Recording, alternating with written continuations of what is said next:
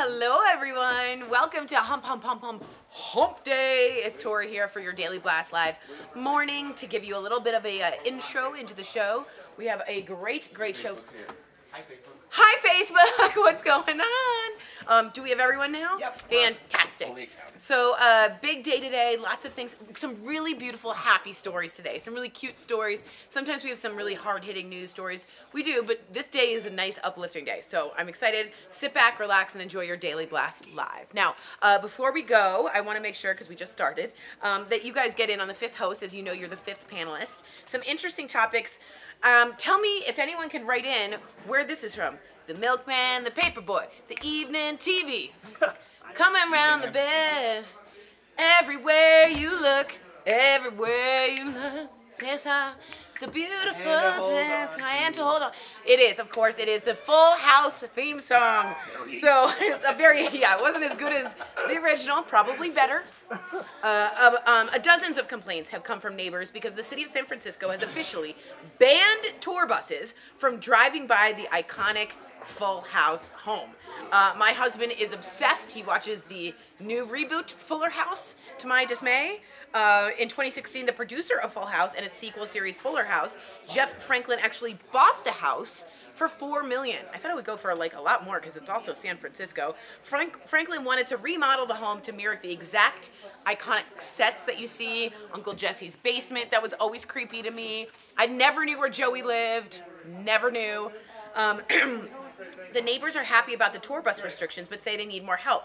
They say Uber and Lyft drop passengers off by the boatload, and it's overcrowding the neighborhood. So what do you do when you have the Full House in your neighborhood? Do you block it? Are you proud of it? Is it something you want to see? So if you were living in that neighborhood, would you want buses to not go through there, or would you want buses to go through there? It can bring, as much as we love Uncle Jesse and Becky, it can bring some bad traffic, some like trash. I mean, it can bring a lot of problems, noise, all that stuff. But again, it's the Full House. I don't know. We have to talk about that. Maybe we have to have a sit down with cheery music and do like Michelle and have a talk with the neighbors. I also want to hear, this is a really good uplifting story. I love this. So let me know, guys, if you have any, and Leo, will you grab me this when you can? Yeah. Let me know if you have Full House stories. Yeah. Get in here, Jace. Get in here. So I just wanted to, I think the bigger question with this Full House conversation is, do the neighbors have the right to tell people to not be on their public street? That's really the question here. This is kind of happens, my parents have a place in Maine on a lake. It's a beautiful lake. There's an island, a private island, a little bit away from them that a woman owns the whole island. She has a lovely house on it. For years, she put floaties out around the perimeter of the island, so nobody could really dock on the private island. Now, Maine, the city of Naples, I believe, made her take down the floaties because nobody owns the water. Interesting. So, now people do pull up to the beach area.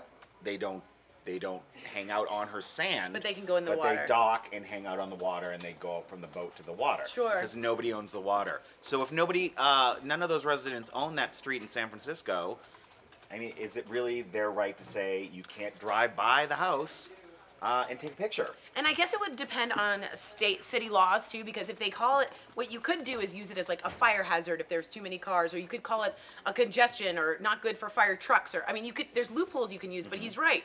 Public space is generally allowed.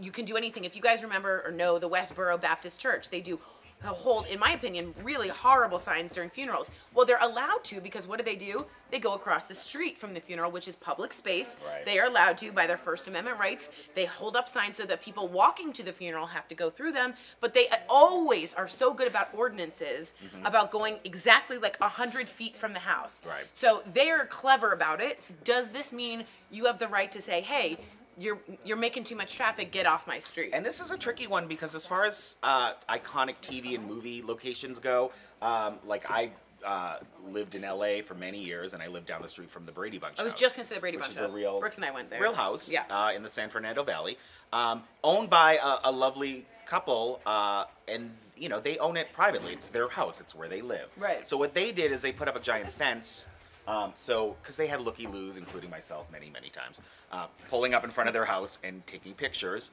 of the house. So they put up a fence and tried to change the look of the house. But this is a rare situation where the EP of the, the creator of the show actually bought it, purchased and is the trying house. right. So his, obviously his point of view is he wants people to come and look at his which house, not the neighbors want. but the neighbors do not want it. So if you were a fan of Full House, my question is, would you respect the neighbors' wishes and not go, or are you such a big fan that you wouldn't be able to pass up the DJ Tanner was a great character. I'm just saying. Right, but nobody, but Kimmy Gibbler is not a happy camper right now. She's so the neighbor. if That's you're the exactly neighbor, right. It's a great call on that Thanks, point. Kimmy very Gibbler, good. call I back. also You're like your use of welcome, Lucky America. Lou. Lucky Looky Lou Lou, was Looky Lou? Looky Lou. Looky I mean, Lou. that was very nice of It's you. very 50s. Yes. Mrs. Kravitz, neighbor. Mrs. kinda. Kravitz. So, guys, what do you think about that? I also lived in L.A. On Darlington near Bundy, and unfortunately the OJ house was right there, and you would have people stopping with pictures, and what the owner did is they just completely redid the front. They knocked down that whole the whole walkway where it was so famous. But people still, they want to see those iconic moments. Even though it looks completely different, people still have been clued into where the location is, and they want to go there and see it. So let us know if you had the Full House house on your street and it was redecorated to look just like that. Would you want it to be restricted? Could it be restricted? What do you guys think about that? And let me bring it to something on your level, guys. I mean, if you've got neighbors at Christmas that do a big old Christmas display, and they've got people driving down your street all season long to look at the lights, does that bother you? Is that something that you're like, I'm not a big fan of? Or are you like, hey, let's be festive. Let's celebrate Full House. Let's celebrate Christmas and put up with this. You could be a Looky Lou who's interested. You could be a Looky Lou. You could be a Looky Lou. She really likes that. I do like it. Turn of phrase. Guys, the other subject we're talking about is there's a teacher that was on a plane recently, Chicago school teacher named Kimberly Bermudez, and she was on a Southwest Airlines flight to Florida. She to visit her parents. Her seatmate asked what she did. She says, "I'm a teacher for first grade students, all of whom come from low income families." So her seatmate asked, "What's the most challenging part of your job?" Which is like the nicest thing a seatmate has ever asked. Very smart. Very nice seatmate.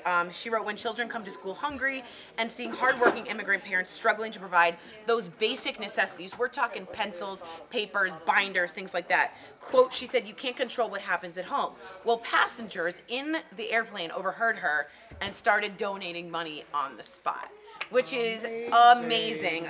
Bermudez left that flight with $530, which could buy a lot of school supplies if you can go to Staples and get things in bulk.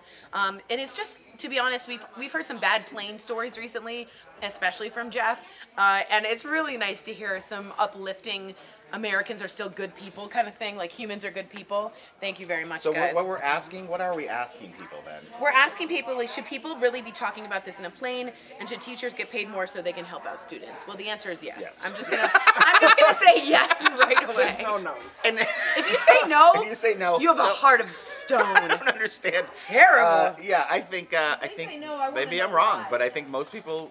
I mean, she wasn't like walking up and down the aisle with I a need bullhorn money! like a subway. Someone give me busker. money! So, Yeah. I mean, her very kind seatmate asked her a very great question, and she gave a very honest answer. Yeah, and Southwest is interesting because you don't pick, there's no assigned seats, you pick it. So it's always fun to like meet the person on Southwest because they're like, "Can I sit here?" And you're like, I don't ever talk to my seatmate. No. So Well, now I feel like that's a great thing. If I heard that, I would be probably more engaged in that conversation. If like two people beside me were having that conversation, it's an interesting conversation. And if you saw people donating money, that mob mentality can be used for good. Yeah, I yeah, mean, she left with totally. $530. It's hard to take my headphones out though and stop whatever podcast I'm listening It is true. Della Street writes this in. "I think tourists should be able to visit the Full House house. The tourism helps the city of San Francisco." I think I agree with Della. I'm a little stuck with this one. Did y'all hear about how is the city allowed to ban people from public sidewalks and looking at a house? Reminds me of a guy on my street who put cones up in front of his house so people can't park there. Harumph. And, yeah, the Grinches are strong sometimes. Well, Harumph. here's the deal. Here's a little tidbit. If you go to San Francisco, the row of houses that Full House is on, it's the Painted Ladies. It's actually a giant park right across the street. Remember, with a they're all giant walking hill. through it? The So milkman really, and the if you want a paperboy. good photo, just go to the park It's and true. take a photo. But it's from interesting up too above. because what you said, the sisters, the Painted Sisters, right? I think. Yeah, one it's of them, true. They all have bright colors, but what's interesting is they're all right next to each other, right? Yeah. Like it's like almost like a Yeah, townhouse those situation. neighbors are on top You're of really on each top. other. So I don't think there's a legal way to prevent this unless there's noise complaints an ordinance that they're breaking. So they could say noise complaints, they could say pollution problems, they could say a lot of things. But wouldn't you be so psyched to live next to the? I mean, I would be so psyched. Sounds fun until theory. you're there. I know. I hear you. What you guys Sounds said. fun in theory. Tammy Gibson says that's an awesome airplane story with the passengers donating. She never asked for it, but the passengers wanted to donate, and that's great. Tara Merritt asks, have y'all ever thought about putting up a podcast? Well, maybe we have. That's a very interesting question. It's almost like it was should planted. We pause there? There will be a Daily Blast podcast coming, a daily podcast that you will soon be able to listen to at the gym. Or with a seatmate on an airplane. Or like a seatmate on an airplane. Or yes, to avoid talking to seatmates. Yeah. Or your drive home. Yeah, that's right. You can have Tori and the whole DBL gang in the car with you. I can't wait. It's coming soon. That's a great question, Tara. We appreciate that. Thank you for asking. This is the other question for you guys. Do you talk to your seatmates on airplanes? Yeah, Are you a that's- talker? That's is the the big question, question. right? How do we open up? Is it a good thing? Are you a talker? Or was it on Fight Club, Single Serving Friends? Oh, yeah. You just meet them for that Right. 5 hours and that's it? It's interesting. That's a good point. So do you open up, and do you think as Americans we become more closed down in terms of technology? I'd really want to watch, my movie. I don't want to talk to you. And more importantly, is Jason Newtail a jerk for not talking to his seatmates ever? That's really what... No, I think I that's need to totally know. normal. It used to be a little more space. Now you're just like, I'm that's the on thing. top of you. So it's very obvious that you're not like Right, talking. 'cause you you're can like, see that. hey. And also, oh my God, Shirley, I have to say what Shirley wrote. Tori, you're looking so thin today. Thank you. I've been working really hard. You She look looks beautiful. fantastic. Love the dream team, Tori and Jason. Guys, thank you so much. But I have been working my little tuchus off. Yeah, and guess she's what? been I hate inspiring. every single I moment gotta of start. it. We got a whole thing going on in here. We've been looking at pictures of the first day a year ago to now, and the room is significantly. I'm kind of ballooned You look down, great. ballooned. I- I'm wearing a squeeze. We're working let's be on it, honest. people. We're working on it. Tara Merritt says, I don't talk to airplane seatmates. I have a phobia of bad breath. Now, Tara, is that your own? Because I also am always like, Right. I'm paranoid about right? that. Or more are than you other worried people. about someone else's? What interesting. workouts are you doing, Tori? So, guys, I'll tell you. I'm actually doing Pop Sugar. What's your secret? I know. It's very easy. Fitness Sugar posts, Pop Sugar? They have a section for fitness, and they put a new workout video every day. And this woman named Anna, she's pregnant now, she hosts it, and I do the really hard HIIT workouts. But Anna when I was selling bridal salon clothes, gowns, Yeah. she came in to the store, and I go, Anna! And she's like, you I were don't an know old you. friend. I was like, sorry. So thank you guys. That means a lot to We me. might take a peek of her doing her workout later in the show. All right, see you guys soon.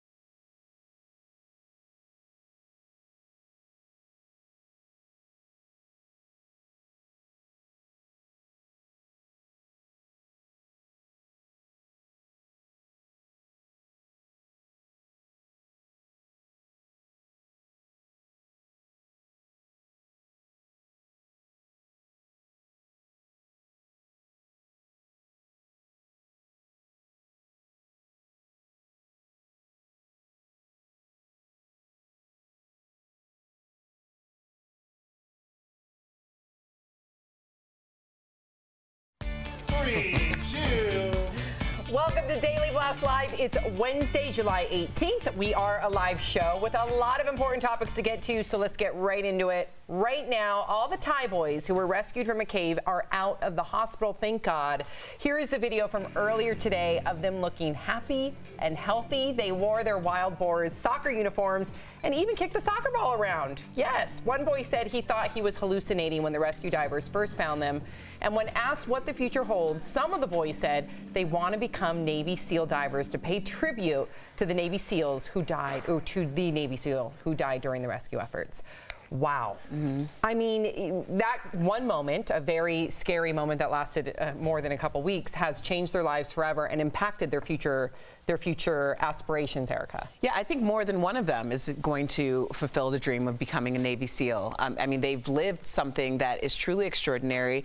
It was a test to the human spirit and the human condition, and they've come out probably better and stronger than they did going in. So it's great to see them happy and healthy. Was there ever a moment in either one of your lives that changed the whole trajectory of what you thought you wanted to do with your life because of that single moment? No, but if I had a moment like that, I'm sure it would. And I was lucky enough to travel to northern Thailand, and the monks there are very revered. You know, like the town gets behind them. I got to do the walks where the monks walk through the towns, and all the townspeople give them food. That's how they feed the monks. So the monks are looked highly upon over there. So becoming a monk, and then that's their first step into becoming a Navy SEAL. I think it's great, and I think it's something that being a monk is something I think that most of them may have done anyway. Yeah, Erica took the words right out of my mouth. I mean, the testament to the human spirit and body. Look at the way these boys look. The optimism, the positivity is just overwhelming to me. And here I'm thinking they're going to have PTSD. And I mean, maybe some of them will. But the fact, Jeff, that some want to go and be SEALs, to go do that type of work, just blows my mind. And to honor the Navy SEAL that lost his life. Absolutely. That's incredibly selfless. It just shows their character. Well, everyone is talking about America's Got Talent, all because of this husband and wife trapeze team. Their act, well, it went wrong last night and left everyone in shock. Take a look.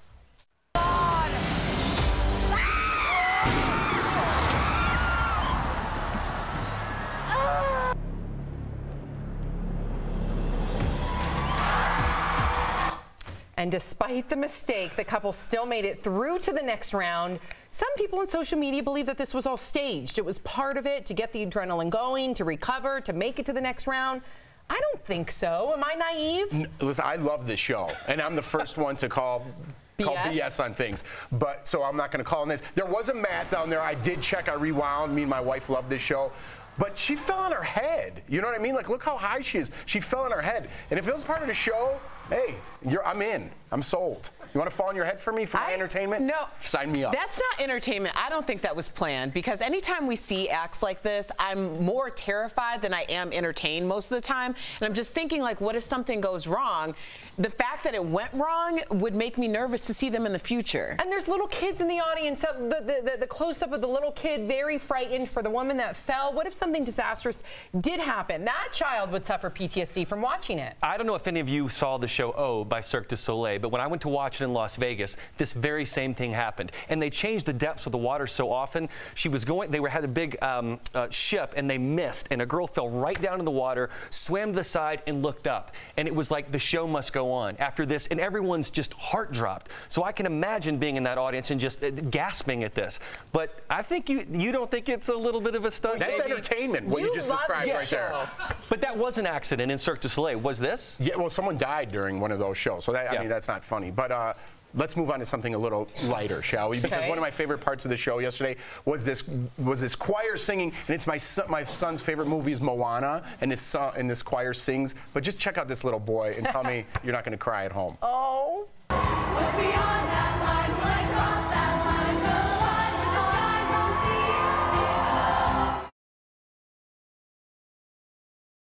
I want to cry right now. You are crying. I know, because that's my son's favorite song, and the kid was so like swept up in the movement, like the emotions of it all, that he didn't even sing. He was just crying. I know. Oh man, I hope they win. They're not going to, but that was We are live. Kelly Schuberth with news at the moment. What's going on, Kelly? Right now, President Trump is taking to Twitter to call out the haters just one day after admitting he misspoke during a meeting with Russia's President Vladimir Putin. The president sent this tweet saying, quote, "Some people hate the fact that I got along well with President Putin of Russia. They would rather go to war than see this. It's called Trump derangement syndrome," end quote.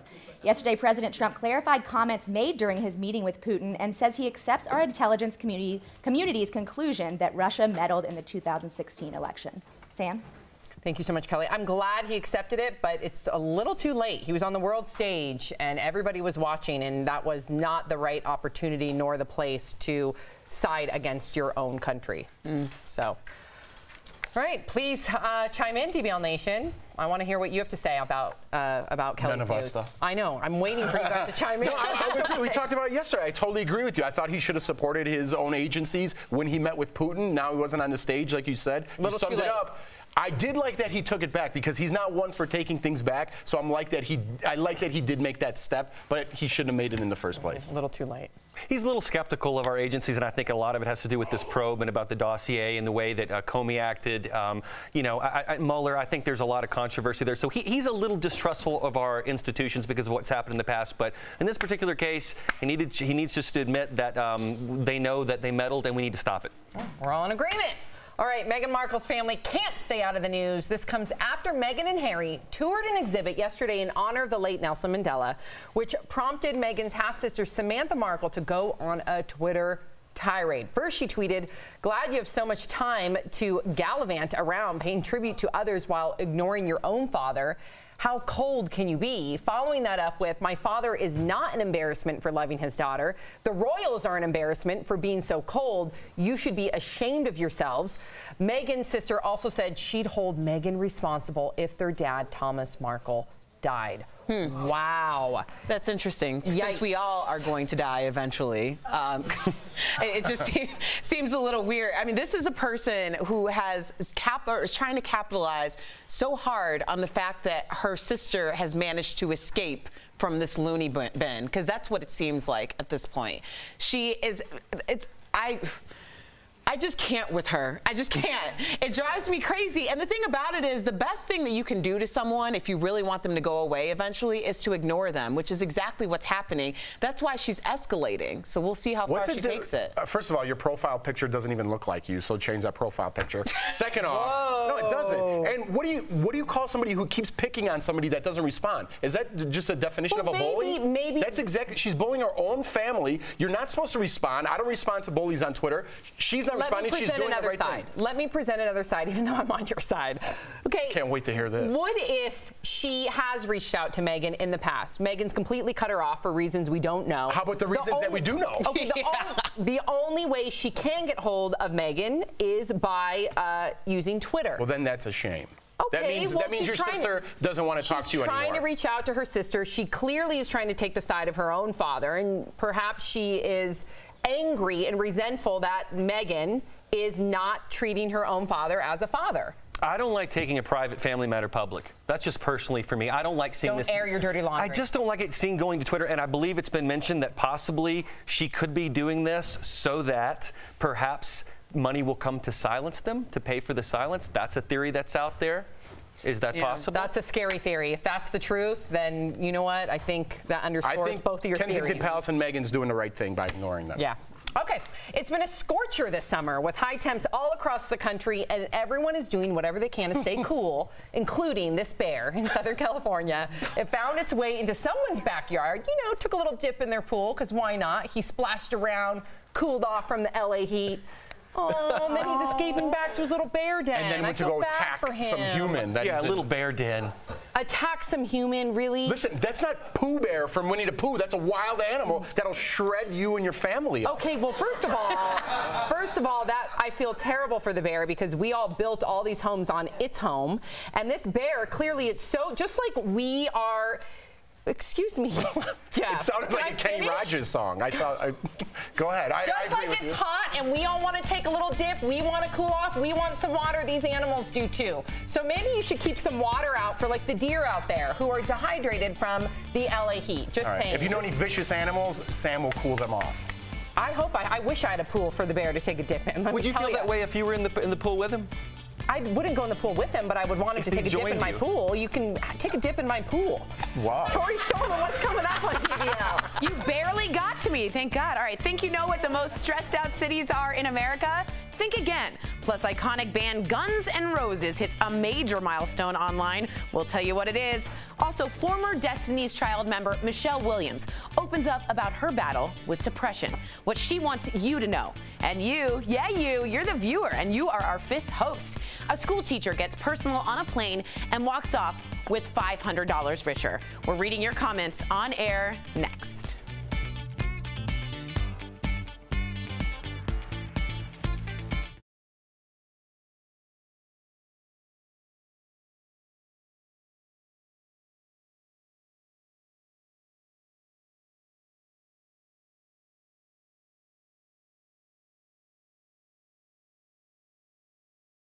Your family. What a great line. Do you want It water? will. You're right. Just water. Do you Thank think you, honey. Sam wants that bear around when Sophie's playing in the I yard? never said for the bear to take a dip while Sophie and I are in the pool. I said the bear is very hot, especially with all that fur. It's 118 degrees in LA, at least it was a week ago.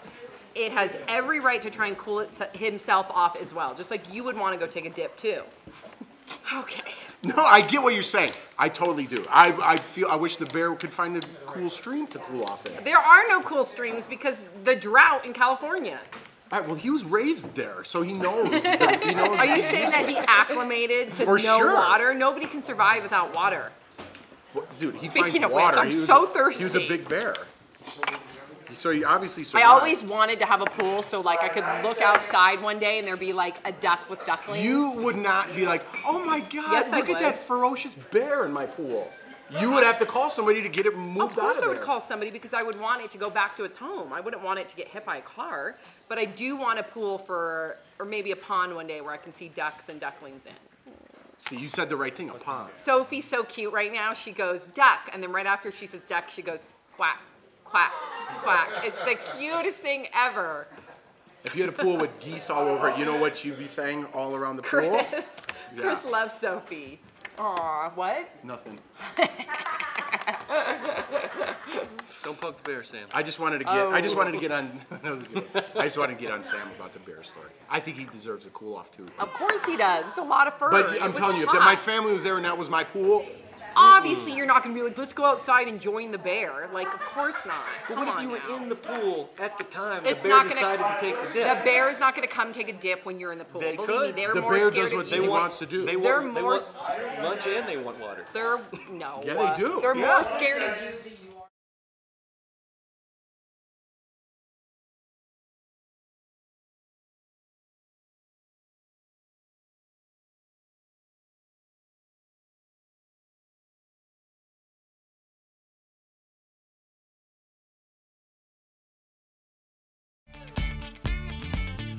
Welcome back to Daily Blast Live. Ever walked onto an airplane only to walk off $530 richer? Well, that's what happened to a Chicago school teacher this week. Kimberly Bermudez claims to have been talking about the struggles of being a teacher in a low-income district when fellow passengers started donating money on the plane. Her Facebook post about the random act of kindness is going viral, and it has you, the DBL Nation, talking. Is it okay to get personal on a plane? Take it away, Sam. Thank you so much, Tori. Let's get right to your comments. Tammy says, that's an awesome airplane story. She didn't ask for it, but the passengers wanted to donate, and that's great. What would you say to Tammy? I'd say, Tammy, that's great. It is an awesome airplane story, but there are not great airplane stories. I got on a flight to Seattle next to Chatty Charlie, who talked to me for 5 hours straight, found out I was a musician, pulled out some makeshift instrument that he had and started playing it. Be careful what you wish for. Wow. Chatty Charlie. Chatty Charlie. And doTERRA writes, I don't talk to airplane seatmates. I have a phobia of bad breath. Wow. You know, I generally don't get too chatty on an airplane unless I'm going someplace super fun and there might be a beverage or two. Otherwise, I just have my headphones on. But it's great that they were able to have a conversation that actually turned out positively. All right. Amy says, I'll absolutely will talk to the person next to me unless they gave me the sense that they didn't want to. Well, Amy, that sounds like a normal human being to me. I mean, I like that. If I talk to you in the beginning, I want to chat it up a little bit. But You're once a chatty Charlie, aren't you? No, I'm not. I'm a respectful Yes, person. you are. Once I put on my headphones, don't tap my shoulder to ask me a question. Eric, you know what I mean? Like, Don't worry, I won't. Didn't you set 2 people up coming back from Greece on the plane? Well, there were these 2 people who I switched seats with, which was something that happened. It was a viral tweet that went, which wasn't me. But we ended up switching so I could sit next to my husband, and they both started speaking to each other in German. They seemed to hit it off. I don't know. I didn't take photos, and I didn't live tweet it. Let's just put it that way. Look at you, Cupid. But I will say, I love this story. We're all, us 3, our parents are teachers, or my mom, my mom. Your mom and your mom. Yeah. And your dad, to some degree, right? No, just my mom. Okay, just but I think it's sad that teachers have to rely on donations. Let's pay our teachers, okay? They deserve it. They are molding our future, and their job is hard. So let's pay them. This was a good airplane story, I do. Yes, it was. Yes. All right, we are live, and that's coming from a huge airplane critic. Let's get right to Raquel Villanueva. She has news at the moment. My Raquel. mom's a teacher too, so I'm right on board with that. So a brand new documentary dives into Ed Sheeran's songwriting, and he had a rough start. Take a look. There were a lot of teachers who didn't quite get it. I think Mr. Hanley never had a doubt. When I first started writing songs, they were terrible. I tried to write like 2 or 3 songs a day for a while. Once all the bad songs had gone, the good songs started flowing. Baby, you look... Songwriter is going to stream on Apple Music starting August 28th. And we are live, and we have some smooth music news for you. Yes, very smooth. Tori Shulman has the details coming in hot. Hey, guys. Attention Sade fans. She's releasing her first new album in 8 years, and in honor, you know we gotta play some of her classics. Let's have a listen.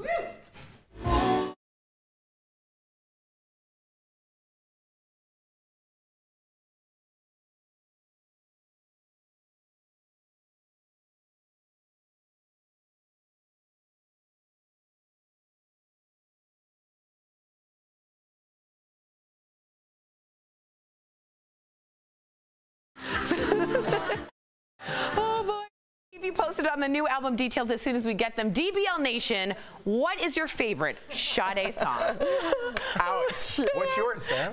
How dare you both? No, I'm not a very good singer. Sam was like, smooth operator. At the wrong part and at the wrong part. She was not a smooth operator. I was not. Coming up on DBL, Dennis Rodman is trying to build bridges with North Korea, and you won't believe who he wants to bring along. And up next, a fan favorite. Al Jackson sounds off on the craziest viral videos he can find. Don't go away.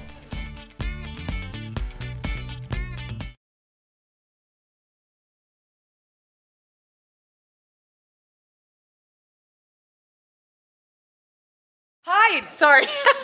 Hi guys, we are here with two very cute, sorry Kelly's working on something. Lex has a really cool Walmart story. Yeah, so Variety.com is sharing this story right now, and Walmart is preparing to do an online streaming video service, apparently. Their source is anonymous, so it seems to be in the very, very early stages. But I will say, so they're thinking about competing with Amazon and Netflix. Sure. Yeah. The really interesting part about this story is that Netflix and Amazon do really well on the East Coast and the West Coast, but there really isn't anything capitalizing in the middle of America.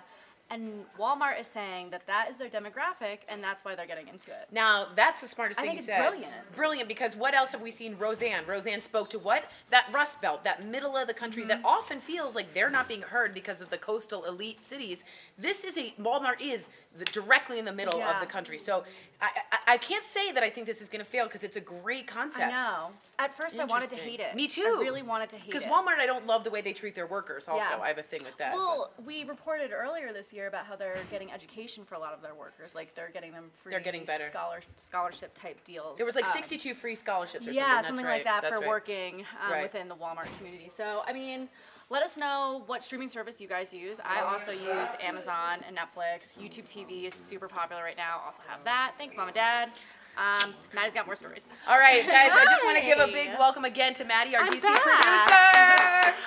Amazing. Tori, yes. I have to ask you, are you public on Instagram? I am, and if you want to follow me, I need some more followers. Yes, thank you. So, Instagram is rolling At out a Tori brand Shulman. new feature, yes, Yes, at Tori yeah. Shulman, that basically plug. is now going to allow public profiles to unfollow certain followers. So if you have a follower that you don't want anymore on the newest version of their app, you're going to be able to have them removed so they can no longer see your posts. So it's not like blocking, and it's a little different than muting, which they just Because I rolled did the out muting too. thing that I've just So seen. We this can is mute a little now. different. So you're take going to a be look able here. to find it on your profile. I don't have it yet on my update, but soon you'll be able to see, hello everyone that follows me, a little 3 dot, and you'll be able to unfollow them. Fascinating. Welcome back to Daily Blast Live. It's time now for everyone's favorite segment, Al Sounds Off, with everyone's favorite comedian, Mr. Al Jackson. What's up, brother? How are you? Feeling good, man. Woo! I like the energy in here today, Yeah, Al. let's get it. Let's just get right to it then. Sounds Our good. first viral video is of a gender reveal that left onlookers, Al, should I say running for cover. Check it out.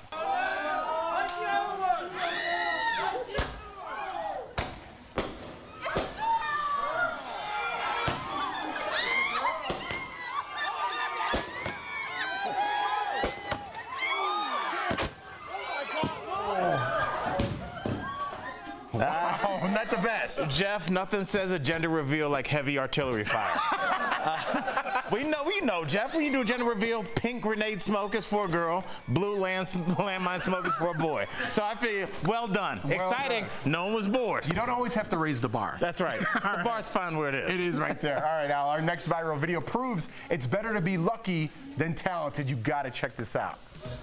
All right, this starts out scary and ends up so cool. On his feet. I feel like this is Spider-Man's second hustle. This is real. I mean, you know what, Jeff? It's like he's doing scaffolding now, but he should really be in Cirque du Soleil. You're missing your calling, brother. Do better. You have a gift. There you go. That was pretty amazing. All right, Al, our final video is of a high-speed chase from the Marion County Sheriff's Department. Enjoy this.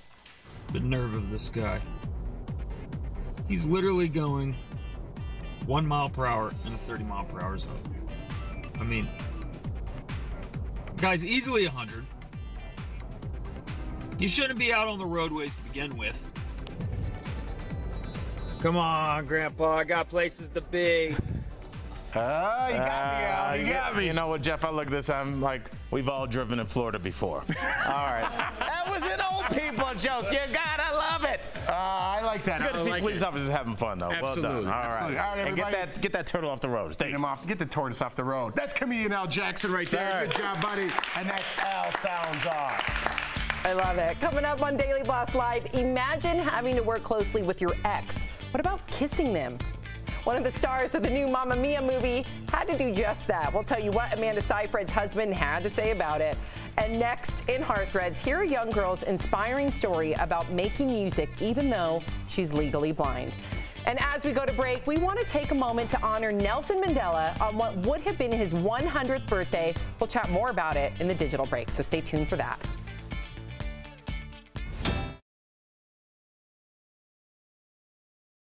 Guys, we wanted to give a shout out to Nelson Mandela. Nelson Mandela would be 100 years. His anniversary is coming up.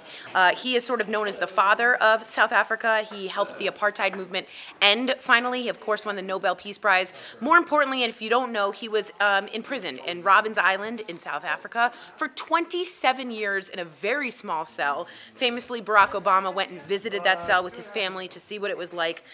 He is the, just wanted to give you guys some facts because it's actually quite interesting. He was the son of a tribal chief. He grew up in a very small village, and he was the first person to attend school. He joined the African National Congress in 1944, became its president, and then he was inspired by Gandhi, and who isn't inspired by his nonviolent approach to end apartheid. Now, if you don't know what apartheid is, don't be embarrassed. This is knowledge is power. That's why we're here. There was a certain discrepancy between the Dutch and the Boer and the African people of South Africa, and there was a separation, almost like a segregation, and they wanted to not have that, and Nelson Mandela fought, and he was declared a terrorist and sentenced to life in prison. Remember, he had a life imprisonment punishment. He spent 27 years at Robben Island. You can look online to find his cell. It's so small. During his trial, he gave his famous 3-hour speech from the dock where he said, "I have cherished the ideal of a democratic and free society in which all persons live together in harmony." He is the Martin Luther King Jr. of South Africa. He created a different world for them. He brought them into relevancy in terms of the new generation. While in prison, he was inspired by this poem Invictus by William Ernest Henley, which he read out to his fellow inmates. I just want to give a quick little cut. "It matters not how straight the gate, how charged with punishments the scroll. I am the master of my fate. I am the captain of my soul."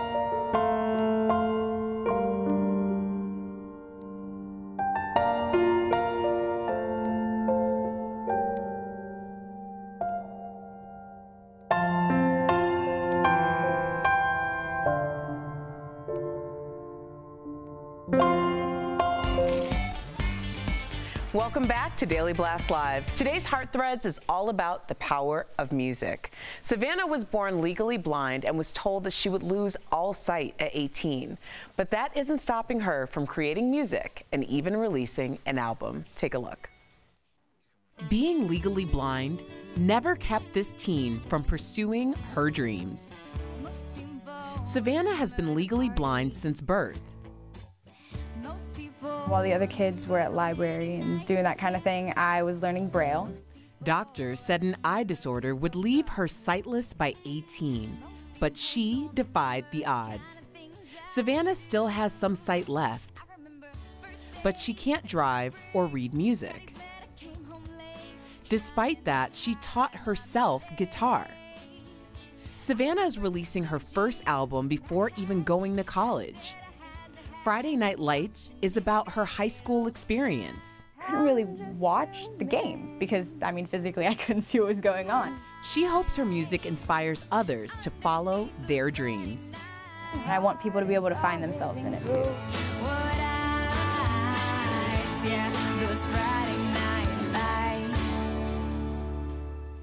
Bo, I mean, she's the true definition of a rock star. You're a musician. What do you think about that? I think it's just, again, another testament to inspiration, people telling you can't do something and you do it. I remember when I was in Sunday school and I was very young, I asked everyone to pray for Ray Charles. And they said, why do you want to pray for Ray Charles? I said, because he's blind.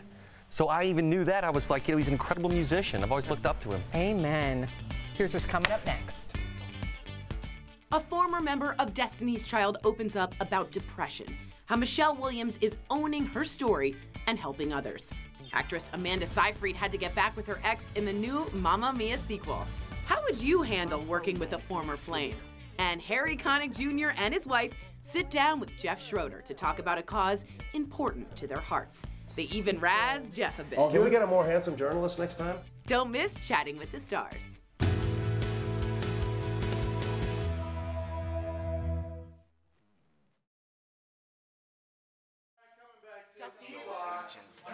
All right. Hi, guys. In another edition of Dusty Old Ancient Stuff with Tori Schulman. And Lex. And Lex. Pincus. Yeah. We have some updates for you guys. I know you were interested in of course, the black sarcophagus that was recently found underneath. Construction workers found it under a building. It turns out it might be the oldest, largest sarcophagus. It's black with the bust of an alabaster face. So they opened the freaking sarcophagus. They opened What it. did we find? Lex. So they opened it and they found a really well-preserved mummy. And there's no encryption of who it might be. They're relying on science to figure out who this mummy is. People are actually joking around saying, oh, it could be Alexander the Great. They're kind of joking, but they're kind of Cleopatra. Or it could be Ramses. Yeah, exactly. So we hope there is a very small possibility that this is Alexander the Great.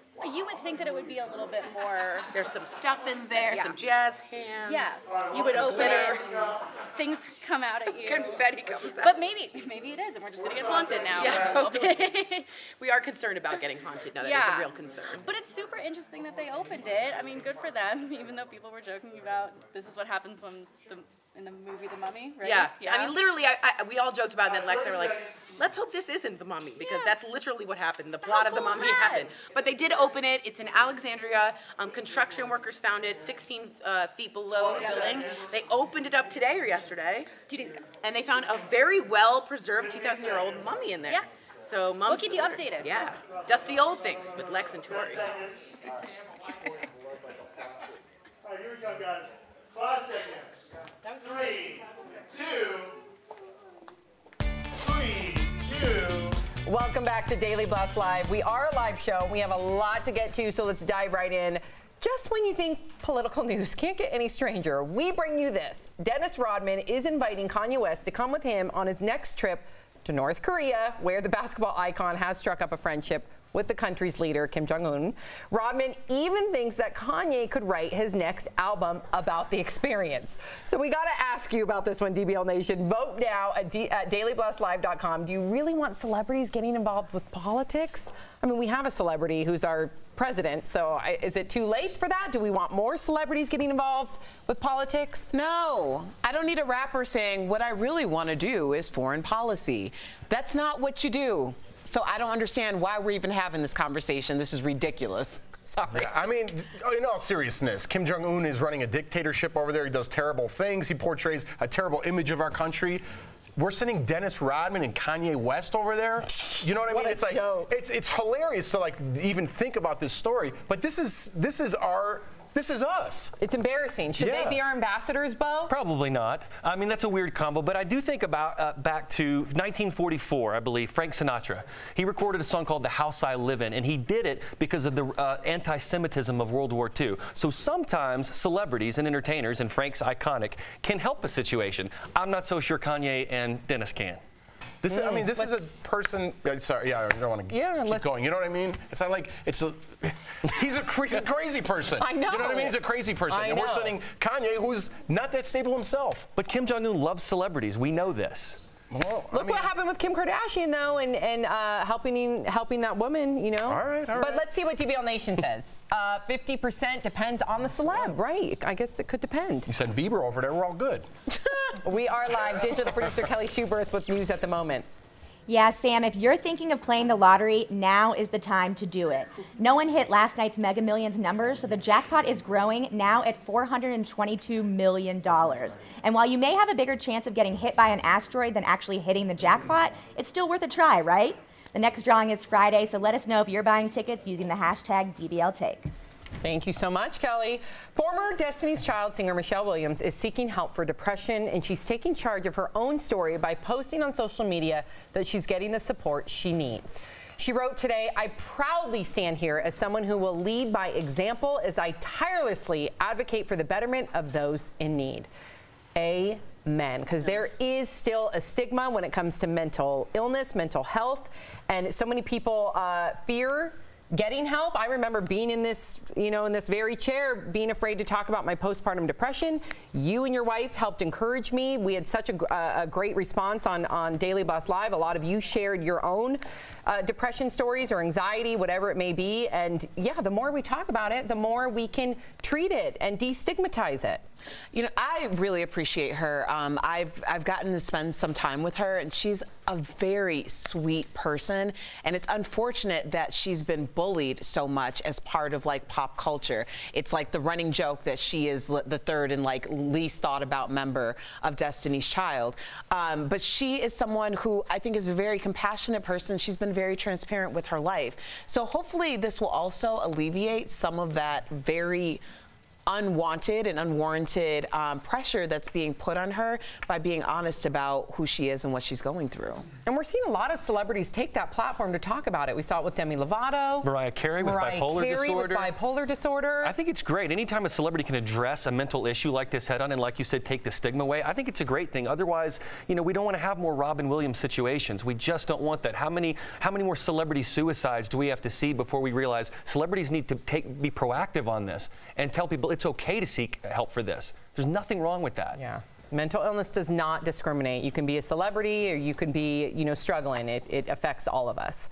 How would you feel if your spouse had to kiss an ex for work? Ooh, actress Amanda Seyfried's husband is having exactly that problem. She says he's been very jealous since she had to shoot the Mamma Mia sequel, where her love interest is played, there they are, by her ex, Dominic Cooper. She fell in love with him on the set of the first film back in 2008, and they dated for 3 years. But Amanda has a good attitude about it. She says she'd rather her husband be jealous than be totally fine with it.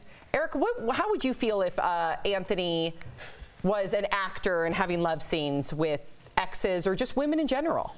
I would be okay with it. I mean, if that's what he does, that's what he was doing before me. It's his craft, and I'm not going to try to change that. I would not be okay with it either. An ex that he fell in love with on set, now he's with you, and he's going back to the ex that he fell in love with? No, well, that's not happening. Well, an ex is an ex for a reason. Yeah, well, I wouldn't like it. And listen, I'm very confident in my relationship. I don't think I'm a jealous person. I just don't need my husband to be on set getting hot and heavy with anybody but me. How much are they getting paid for this movie? A lot of money. Okay, there you go. Still, I wouldn't be happy. But you gotta money can't buy happiness. You gotta accept what a profession they have. I'm an actor. I had to do this recently. I had to kiss someone else, and I mean, that's what you sign up for. I don't think there's anything terribly wrong with that. But Brad Pitt and Angelina, it did happen there. Many, many situations just like that. Well, Guns N' Roses has just made YouTube history. Many situations just like that. Well, Guns N' Roses has just made YouTube history. The band's 1992 single, November Rain, is the first 90s music video to hit 1 billion views. Let's see a little of the classic, shall we?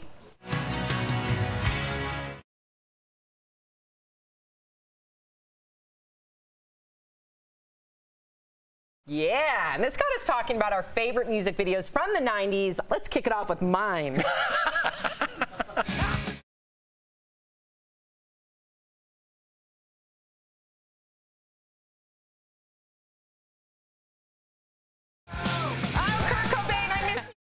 I love you. Okay, what about yours? Yours? Who's next? You. Oh, are we gonna play it?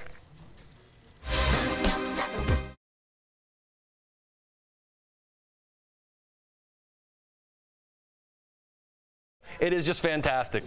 That's hilarious. So your girlfriend would be cool with you doing a love scene with Britney Spears for 6 months? Maybe not. Maybe not. I had to go with a little Janet. Yes!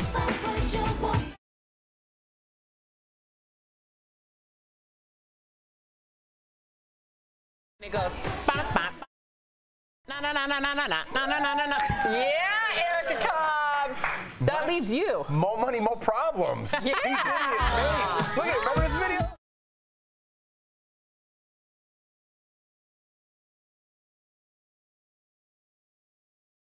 High school, growing up, Mace was the best. Mace was dope. I love the way he danced. Yeah, Miss Mace. God, I miss the 90s, man. I know, they were. That's why we listened to 90s on 9. For sure, for sure. All right. The classic children's story, Robin Hood, is getting a new twist, and we've got your first look. Brett Forrest has that story coming in hot. Yeah, that's right, Sam. The latest adaptation of Robin Hood hits theaters later this year, and the movie stars Taron Egerton, who robs from the rich and gives to the poor. We all know the story. Jamie Foxx portrays Little John, Robin's combat guru, and we have the first look. Watch. One thing keeps him in power: the money. We steal it. You have to be a warrior. Fast as you can. Again. 1,000 pounds for the man who brings me on. Go Robin Hood.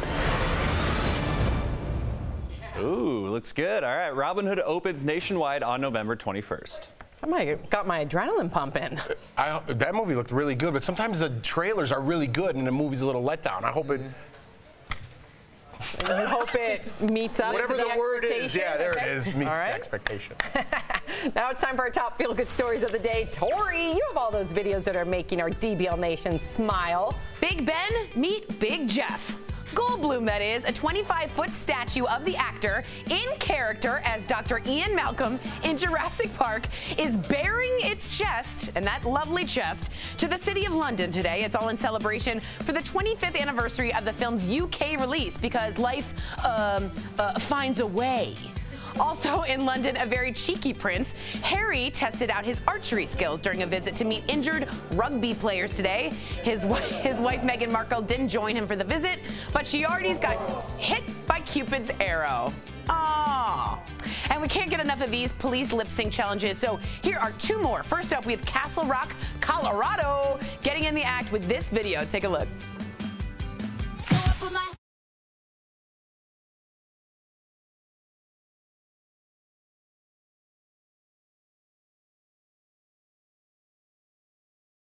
A lot of resources for that. And if you thought that was good, check out the Charlotte, North Carolina Police Department's take on a Justin Timberlake hit.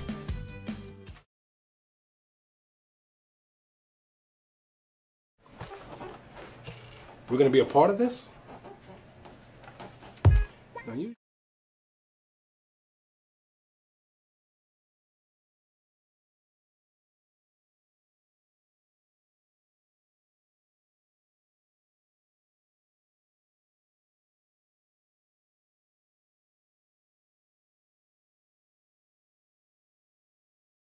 I don't know, guys. These lip syncs are so good, it should be a crime. Nailed it. All right, coming up on Daily Blast Live, a Texas police officer goes beyond the badge. We'll tell you all about his mission to provide good shoes for children. But first, chatting with the stars, actor and singer Harry Connick Jr. shares the important cause that really matters to him when DVL returns.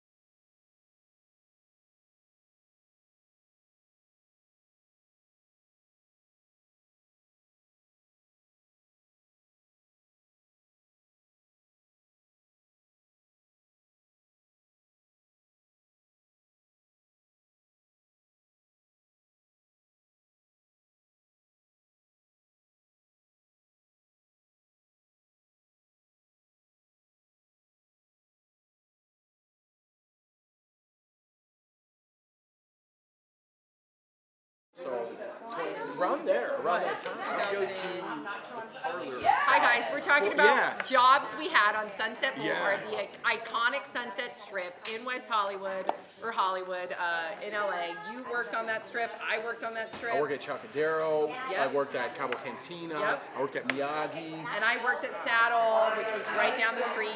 Wait, what year were you there? So I was there, I want to was say, 04. so I graduated in 2001, which I was 21. Probably same time 22. as me. And I was there like 3 years later. Dude, so, yeah. 04. Yeah, I think we it was were around like 04. rocking the strip at the same time as servers, and you were also a doorman, right? At doorman. Remember the movie? A bouncer? No, remember what's that movie? Evening at the Roxbury? No, we're like, you're just a doorman. Oh, yeah. You know what I'm talking about? Yeah, I Where she's forget pregnant? Yeah. Knocked up. Knocked up. Yeah, you're just a door. Yeah, so I was a doorman at Cabo. I remember I met, well, I know that we met the owner. You know the owner?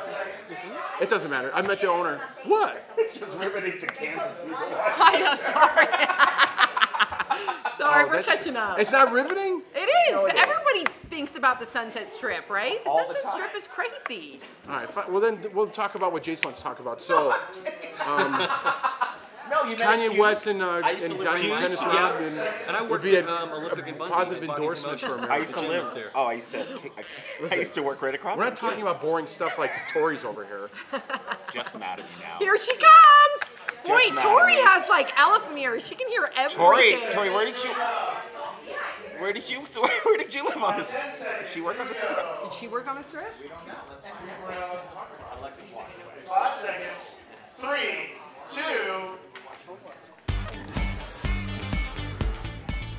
Welcome back to Daily Blast Live. Harry Connick Jr. is an Emmy and Grammy Award-winning singer and actor, but now he's taking on a new role, advocate. He and his wife are embarking on a 6-city tour to raise awareness about colon cancer. Jeff Schroeder caught up with them in today's Chatting with the Stars. So you guys been married 24 years in Hollywood. That's at least 50 years. How did you guys make that work? We like each other. Yeah, that's the first part. And we also think marriage is a sacred vow, and it's something that you have to respect, and we both do. And we laugh a lot. That's true. That's a good He's one. very funny. You just turned 50. Yes. What's the best part of your 50s? We don't really think about It doesn't age. feel different than 40s, really. Yeah, I mean, I don't think so. No, I think everything's about the same. And you mentioned that because you said the new 50 stresses to people over 50 years old the importance of early screening for colon cancer. What inspired you to get involved and spread this message? Well, we've had personal experience with cancer. I lost my mother. Jill has gone through breast cancer, and with colorectal cancer, which is the most preventable and least prevented type of cancer, it seemed like a no-brainer for us to be a part of it and tell people what they can do. Did you hear the story about Steve Martin and Martin Short and Tom Hanks? They have a colonoscopy party. Oh, is that right? So every other year they put together a party and then they go get their colon checked. That's a great idea. I think they're doing it just for the sedation. Yeah. You have anything like that to inspire people to get their colon checked? For those people watching right now, you can take a test called Cologuard, which is on equal standing as colonoscopy. And if you do it, we have a thing called the hashtag Screen With Me Challenge. If you can get 3 people to sign up, Exact Sciences is going to give $1 to cancer research. So as much fun as parties are, this is a really, really good deal.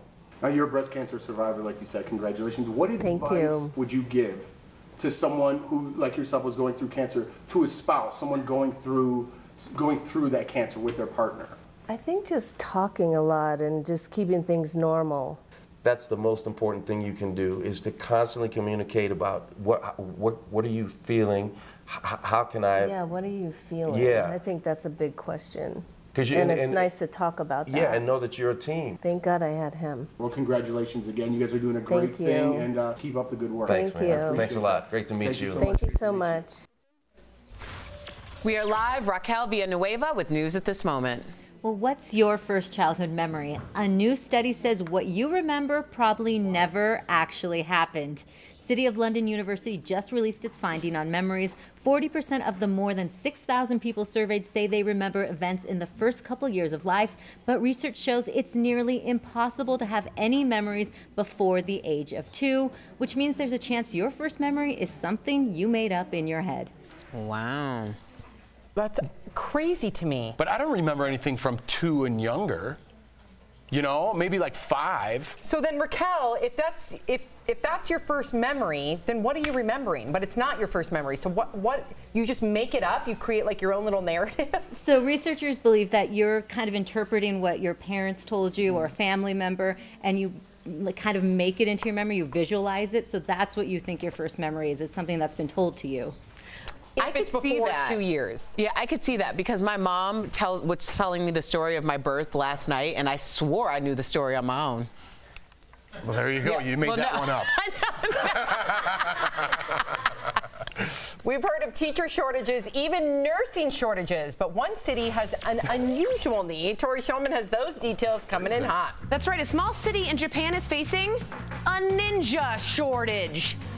Thank you, everyone. The city of Iga, the birthplace of the ninja, is looking to boost its tourism with their ninja heritage. The only problem? There aren't enough ninjas. The city hosts an annual ninja festival each April that has slowly been on the decline as visitors are skipping the rural parts of Japan for the bigger cities. With proper ninja trainings, salary can range from $23,000 to $85,000 a year for highly specialized performers. So, DBL Nation, do you have what it takes to be a ninja? I'm going to become a ninja. Really? Well, it's $89,000. Yeah, good money. It takes a lot of work, though. Coming up on DBL, we shine the DBL spotlight on a Dallas cop who goes above and beyond. Find out how a mission to provide children with shoes has taken on a life of its own.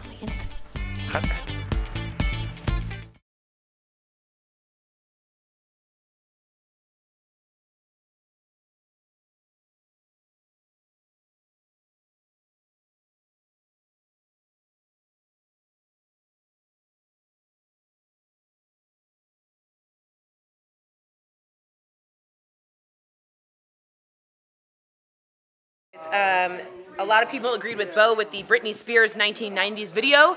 I remember exactly where I was, sitting down watching my little TV, and I was like, well, who's this? Hit me. So would love to find out from you guys what your favorite 90s music video is. My husband wrote for Pop-Up Video when they did the reboot, and of course Pop-Up Video on VH1 was everyone's favorite. Pop-Up Video. So there's so many of them. If you guys can write them in. And a lot of people are loving Jeff's interview. Tammy Gibson, great interview. Jeff, I love Harry. Barb says Harry and his wife are great people. Great interview. B.H. Brady says, nice interview with Harry.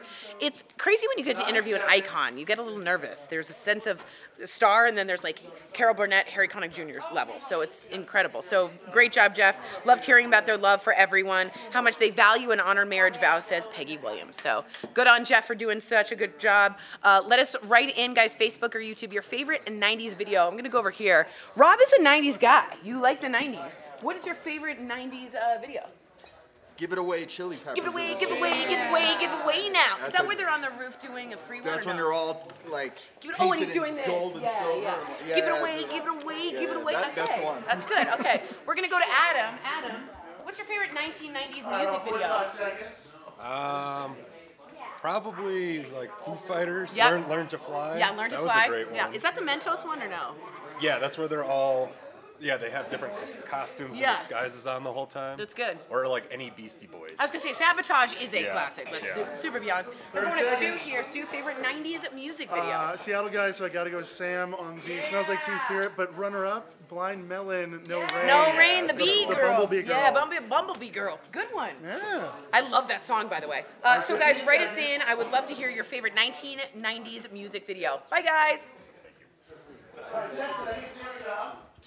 Too much makes it look, yeah. 5 seconds. 3, 2.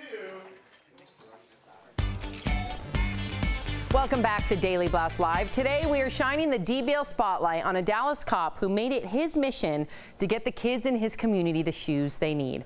Al Jackson spoke to Officer Brian Nolf earlier, and here's his story. After 28 years on the force, Dallas police officer Brian Nolf is making sure the kids in his community have shoes.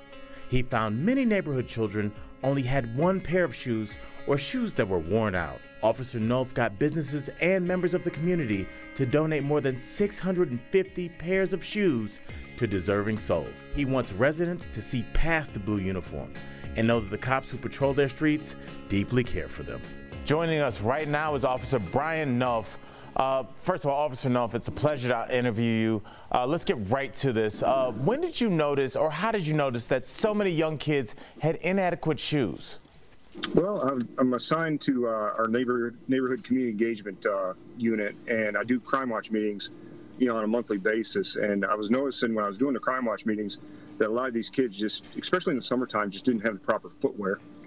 All right. Now, after the kids got the shoes, what was the response from their parents? The parents, I think, a lot of them are working 2 jobs, 3 jobs. So, when they get these shoes, it's a burden off them where they don't have to go, and then the kids are happy.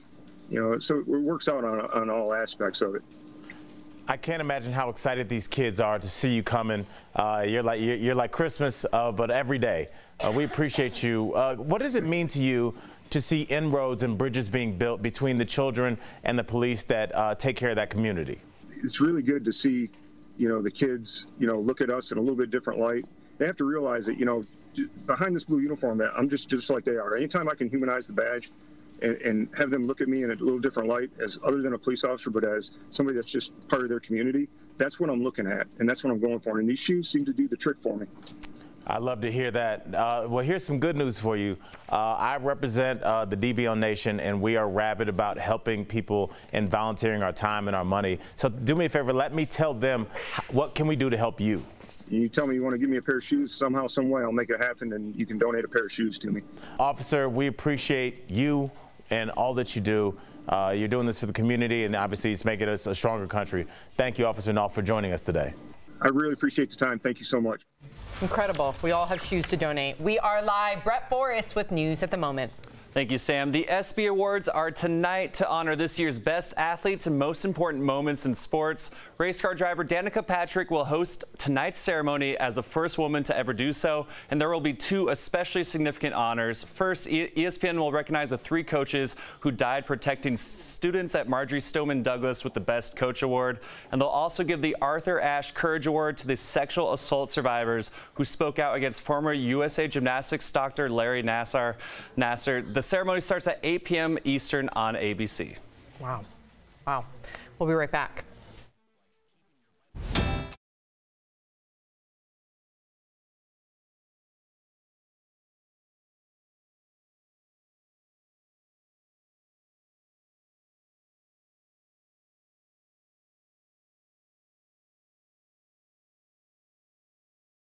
Yeah, that did it right. It took me 2 seconds. My brain was like, Hi guys, No. what's up? So, we are talking about the Wednesday. ESPYs. Oh yeah, the ESPYs is, what day did they say it would be tonight? is it tonight? I don't know. Yeah, I think it's an ESPYs, or yeah. I got to go to the ESPYs one year, so I knew a friend of mine. How awesome was in it? charge. Both of you? Really? Yeah. Where'd you sit? Oh good, and then he has a comment he wants to read. Great. About halfway back, front section. I sat in the second row behind Kobe. You did? Kobe and his wife. I got to meet Peyton and Eli. I got to meet Peyton. Wait, I was at the one where Peyton hosted, or John Cena hosted, and Peyton got the award. I don't think I was at that one, but I was one where Peyton and Eli were obviously both there. Yeah. They honored I think I went 2 years ago. I wanted to meet them, and I did. I met Tom Brady, and I met, well, I didn't get to meet, but I wanted to meet Sidney Crosby because he's my favorite. Wow. I didn't really meet anybody. I met Peyton. I took a picture of Peyton, but I was there with the lady who runs the ESPYs, her friend, I know. Okay. So when she told me, she's like, when we're all friends, and she's like, do you want to go to the ESPYs? And Jordan's like, go. And I was like, and she's like, I think we're going to get pretty good seats. Okay. And I was like, when I got there, I'm like, are you joking me? It was dead center. It was crazy.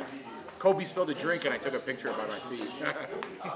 But I mean, everyone was there. It was pretty insane. Being a sports fan, it was pretty insane. Did you ever see the Book of Manning on, I think it was...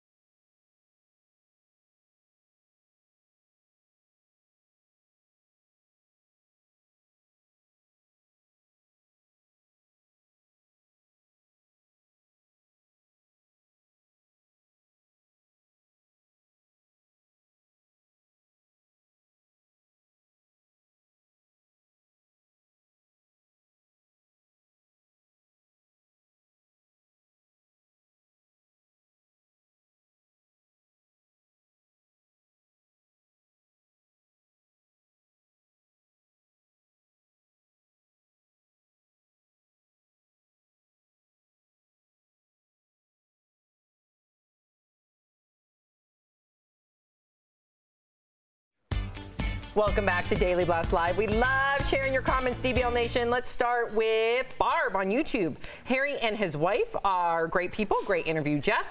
BH Brady on YouTube. Nice interview with Harry. And Peggy Williams on YouTube. Great interview, Jeff. Loved hearing about their love for each other and how much they value and honor marriage vows. They certainly do. Absolutely, yeah, and they're great people. They took the time to do the interview, so I really appreciate that. They were great. But I do have a comment for you, Sam, about the bear in the pool. Okay, so Hugh Bean on YouTube writes in, if a bear gets used to swimming in your pool, guess what? Get used to swimming with a bear. Great advice. That's like an old...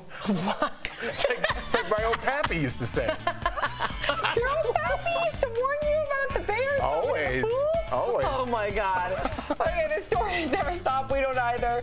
We are live on YouTube and Facebook. Keep the conversation going. Happy Hump Day, everybody. It's Wednesday. We almost to the weekend.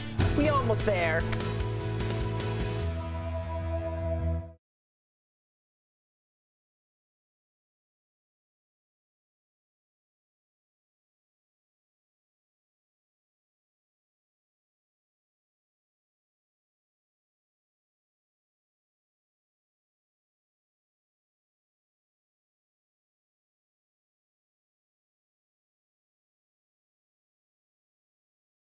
So Thomas Henry just wrote in, better call a Ninja Warrior. I think they could spare a few ninjas for the role. Ninja can be anyone at any time. That is true. You are masked. So couldn't anyone be a ninja? No, ninja is a specifically trained. Stu was telling me it's not like the samurai, which is a long-held tradition of noblemen, and it's for hundreds of years. So ninja is more pop culture. But if any of you think you could dress and look like a ninja, I would be willing to send a mug to someone who sends us a picture of themselves dressed as a ninja. You just take a picture of yourself dressed as a ninja and send it to info@dailyblastlive.com. I will send my own mug. I will clean it. I will clean my mug, and then I will send it. Because that's really impressive. So there are something called Russian, have you heard of this? Russian ninjas? In Russian movie theaters, they are all in black from head to toe in spandex, and when someone's on the phone, they jump out and go, quiet! And it's amazing. So it is scary. All right, I'll see you guys soon.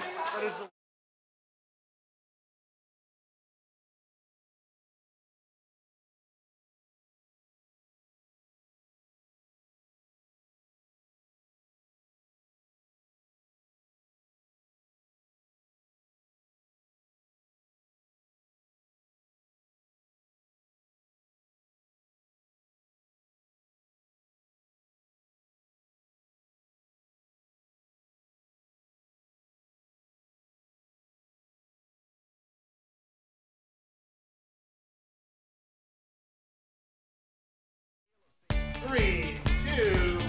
Welcome to Daily Blast Live. It's Wednesday, July 18th. We are a live show. We have a lot of important topics to get to, so let's get started. Right now, all the Thai boys who were rescued from a cave are out of the hospital, thank God. Here is the video from earlier today of them looking happy and healthy. They wore their Wild Boars soccer uniforms and even kicked the soccer ball around. And one boy said he thought he was hallucinating when the rescue divers first found them.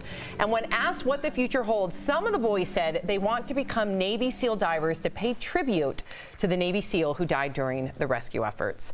Wow. Tori, was there ever a moment in your life, clearly this was a moment that changed the whole trajectory of their future.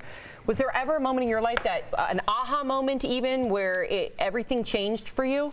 My mom didn't know who I was in the ICU, and she didn't know who my father was, she didn't know who she was, and she was in restraints. It was when I became a parent for the first time for real, and I had to calm her down and and ever since then, the bond's just been a little bit different. But when you see someone you love or you're in danger, that adrenaline goes up. When that spikes, you're a different person afterwards. You've been through something, so that was mine. Wow, thank you for sharing that. What about you, Bo? 9/11. It just was that mark of the generation. You know, you never come back the same way after that. And I think about these boys, I'm thinking, nothing will truly ever be the same. I mean, you're going to grow from this, but the fact that some of them want to become SEALs and monks, I think it's just a true testament to the human spirit, is it not? And their character. Look at them. Unbelievable. I know, just they said not one of them is on anti-anxiety medicine, not one of them is having nightmares. They said the meditation within the cave saved their future. Well, it's proven that in meditation, it affects the matter in your brain. It increases gray matter. So if you can, so to speak, medicate yourself with meditation while you're in there, perhaps it can prevent things like PTSD. We don't know. We're not clinicians, but very interesting. All right, everyone is talking about America's Got Talent, all because of this husband and wife trapeze team. But last night, their act went wrong and left everyone in shock. Watch.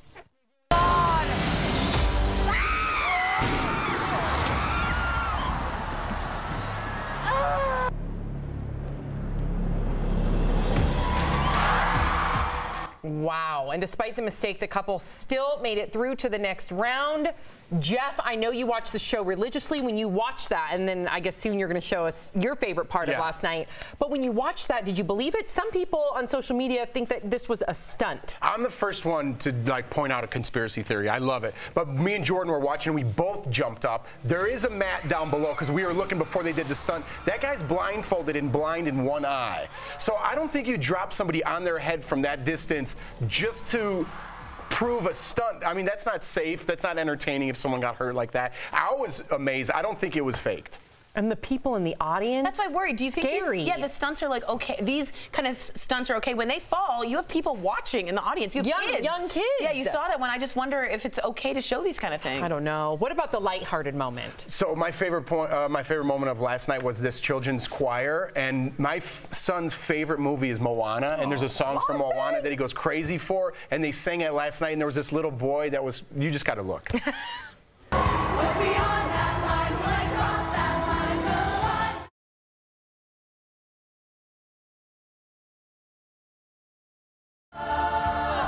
I was crying, of course. What a But I mean, it just reminded me a lot. So he was sleeping, otherwise he would have been going bananas for that. But he was so caught up in the moment that it was emotionally just cried. I love the innocence of That's the adrenaline for him. It was so cute. Beautiful. Thank you for sharing that.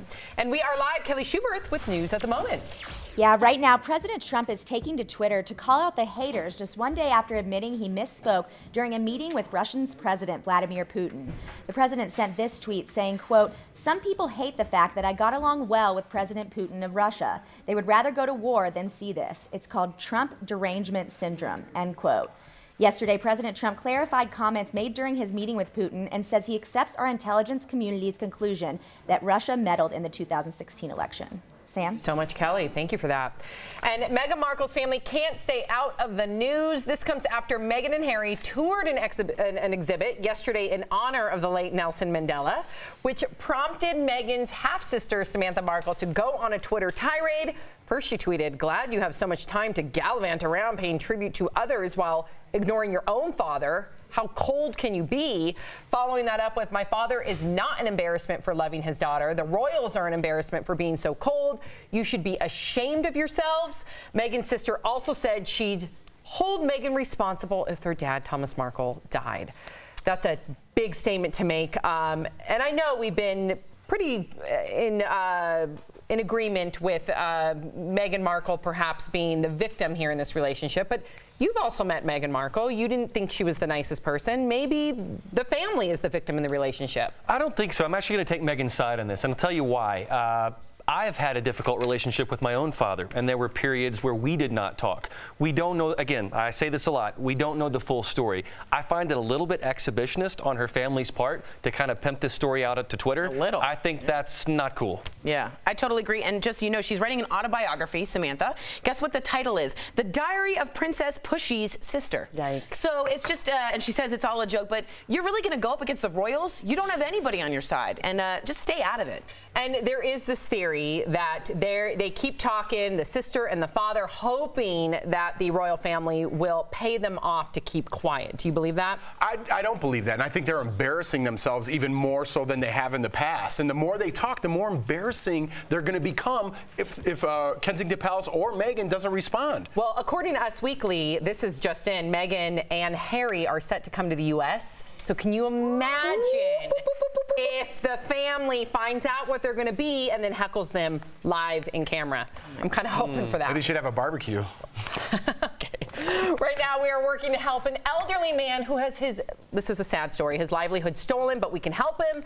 Bill Watkins said that his truck with a lift attached on the back was stolen over the weekend. Aww. The 89-year-old still works on installing signs and billboards in his South Carolina town, and that lift is the only way he can do his job. So he spoke to our sister station, WTX. Let's watch. It devastated me. I never had anything hurt me as bad. I'd worked so hard to get that, paid for, to just walk off with somebody's life. Excuse me. So shocked to see somebody do that to somebody. Oh, my heart. And it's WLTX. And for more on this story, we are joined by reporter Michael Fuller from our sister station, WLTX, in Columbia, South Carolina. Michael, you just got back from talking with Bill. How is he doing, and any update on finding his truck in the lift? I did. Well, I will tell you guys, as you know, I just got back. We did the story yesterday. We went today to do a follow-up with him. And although he's going through a trying time, he is a man of great faith. He shared with me his favorite scripture. It was Psalm 23, verse 6, saying that surely goodness and mercy should follow me all the days of my life. And he is feeling that goodness. He has said ever since the story, he's been getting letters. He's been getting notes. He's been getting people walking up to his door just to give him money, anywhere from $5 to $500 just to help him. So he is feeling the kindness of people. I actually, as I was there, an investigator was leaving. They didn't want to speak on camera, but they have said that there aren't any leads in the case. But really, Bill is, I mean, he is just saying, all he wants is he doesn't want to press any charges. He told me today, he said, all I want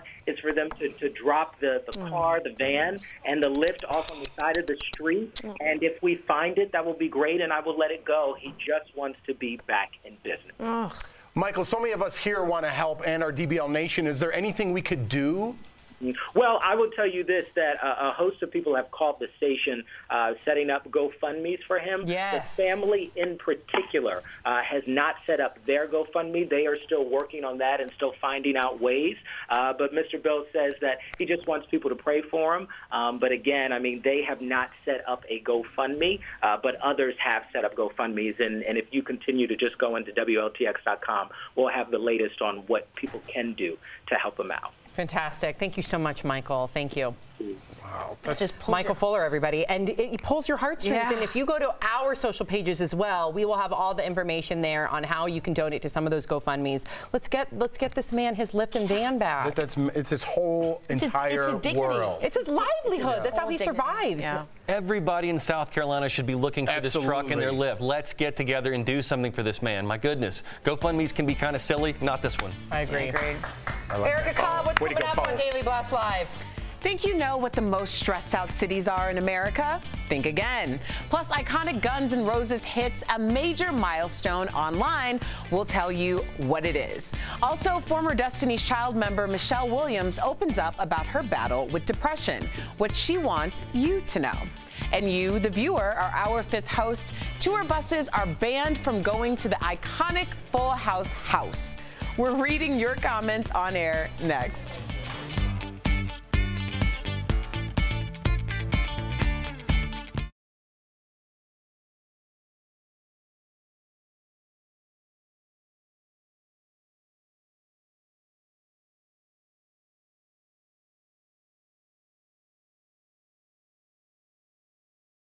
We're on. Hi guys, what's going on? So, from the last story, yeah. we have a yes. You'll go ahead. Oh no, just please check out our social pages, because if we can help get a new van and a new lift for that man. No, find that old one. I mean, yeah. Well, what if they don't find it? I know, There's but no leads. Listen, it looks like a small town. I don't want to be skeptical or anything, but it looks like a small town. It looks like somebody knows something. With this many eyeballs on it, I think that van's going to get returned. And it's a big van. It's not like a little suitcase. I mean, it's a big van somebody and a big knows where lift. that van is. So if you know something out there, please send the tips to the police. Yeah, there's something about an older person crying that is just like the dignity breaks, and you just think, he's not asking for anything. He doesn't want anything. Not even to press charges. Nothing. He's just like leave it on the side of the road. I won't say anything. That really, I mean, if you don't like that story, you had a heart of stone. That's a sad, sad story. And Tori, what do you think about Meghan Markle? Because Tori was there. She was there during all the hoopla of the royal wedding. You spoke with a lot of the locals there, and they said that they don't even care about like the drama, right? Not only did they not care, they felt bad. They were like, this is such an American drama being played out on Twitter. It's not a British drama. This is, you guys own this.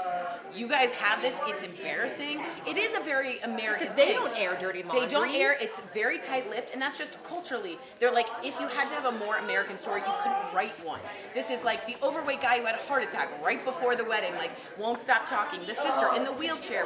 It's on and on and on. Changing her last name. Yeah, it's all about social climbing. This is the antithesis of what a Brit would want. Yeah, in British culture, they do not talk about ladder climbing. No. Even if you are there to somehow marry a royal, you don't talk about it. No. And I believe today's his birthday. Yeah. So today's his birthday. Thomas Markle. Thomas Markle. So I think the family's waiting for Meghan to reach out to see. So now, if she doesn't say happy birthday and ignore everything else, now who's in the right? You don't wish your father a happy birthday? So they're definitely using that as a strategy. Absolutely. Send a real card, not Twitter. Yeah. 5 seconds. 3, 2. Welcome back to Daily Blast Live. Remember the iconic San Francisco house from the 90s sitcom Full House? Well, real-life neighbors are telling tourists to cut it out. Is that how to cut it out? Okay.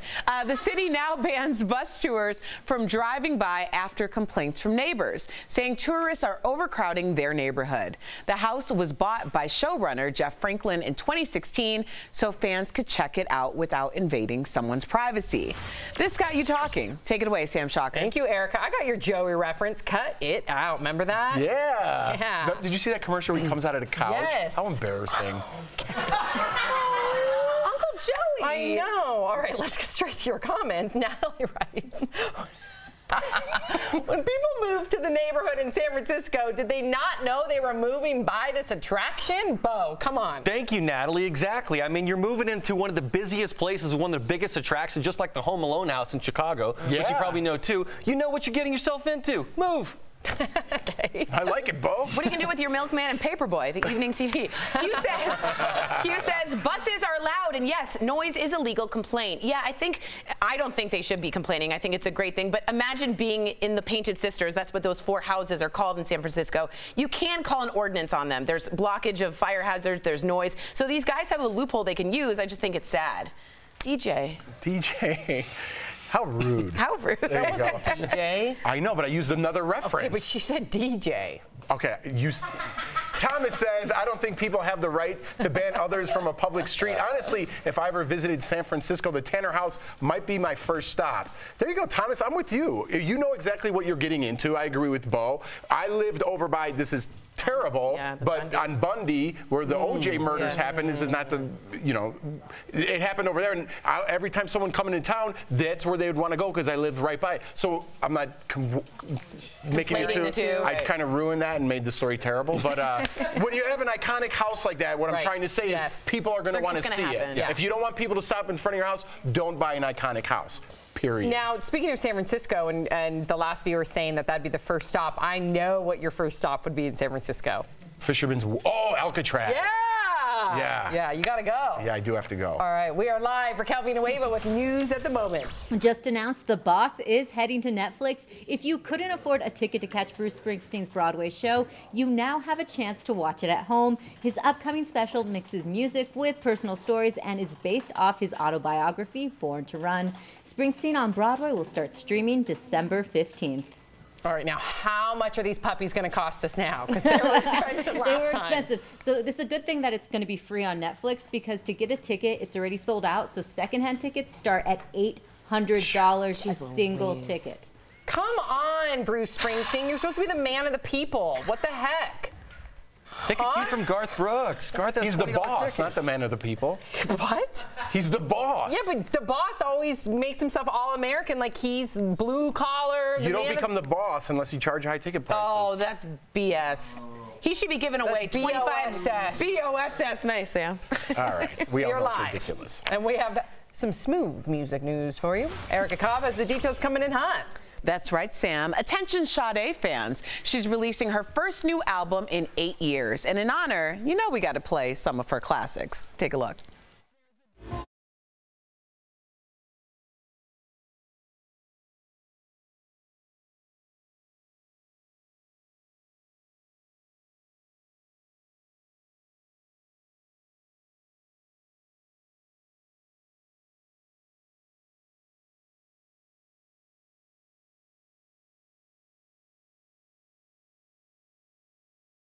We will keep you posted on the new album details as soon as we get them. DBL Nation, what's your favorite Sade song? Erica Cobb, okay. Coming up on Daily Blast Live, Dennis Rodman is trying to build bridges with North Korea, and you won't believe who he wants to bring along. And up next, it's a fan favorite. Al Jackson sounds off on the craziest viral videos he can find. Don't go away. You can go to the bathroom.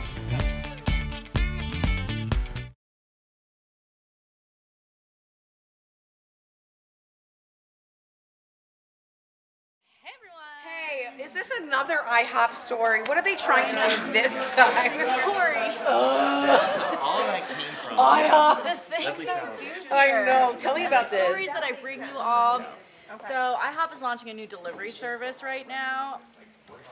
Okay, so here's my theory. Like last week, was it? Yeah, they changed from IHOB to IHOP. IHOP. So it's no longer in International House of Burgers. It's now back to pancakes.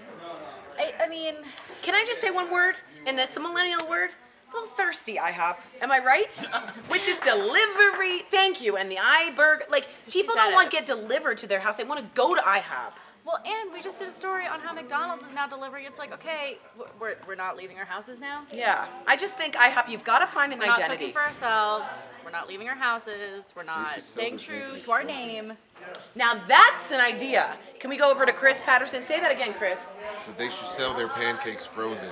Now that I in would happily make Costco, some at home. sell IHOP pancakes. Okay, also, look at how gross this looks. Totally like, agree. Is that DBL Nation? Let us know. Yeah. This is from 1954. Is your mouth watering? Yeah. This is delivered by Flo. She's an 85-year-old waitress. She's angry. There's no garnishes. What is this? No, but honestly, I just think when you look desperate, it feels desperate, and that's that kind of thirsty feeling. Right now, I feel like coming off of the IHOP, shall we say, scandal? Scandal. The scandal. They're kind of they're trying. riding it out. Maddie and I were talking about it earlier. They're going to introduce new things every day, every other day. But what do we like about IHOP? Trying to stay relevant. It's the same every time I go. That's why I like IHOP. Yeah. Hash browns. It's nostalgic. I don't want it changing. That's the whole idea of it. Yeah. Sorry. So let us know I got how real you feel aggressive. about this. Do you feel like Tori? Are you outraged? Give us pancakes or give us freedom or death. Or death. Speaking of Maddie, we're over here with Maddie. Maddie, what's going on? So in food-related news, we have 8 new Lay's potato chip flavors. Okay, also thirsty Lay's. So we have Cajun spice, chili con queso, Chesapeake Bay crab, which is my personal favorite. Dude, that sounds good. Fried pickles, pizza, lobster roll, pimento cheese, and Thai sweet chili. You have to tell us which so there's ones none you like tried. a weird one. Fried sweet pickle. I do it. I do it. Welcome back to Daily Blast Live. It's time now for everyone's favorite segment, Al Sounds Off, with everyone's favorite comedian, Mr. Al Jackson. What's up, brother? How are you? Feeling good, man. Woo. I like the energy in here today, Good, Al. let's get it. Let's just get right to it then. Our good. first viral video is of a gender reveal that left onlookers, Al, should I say running for cover. Check it out.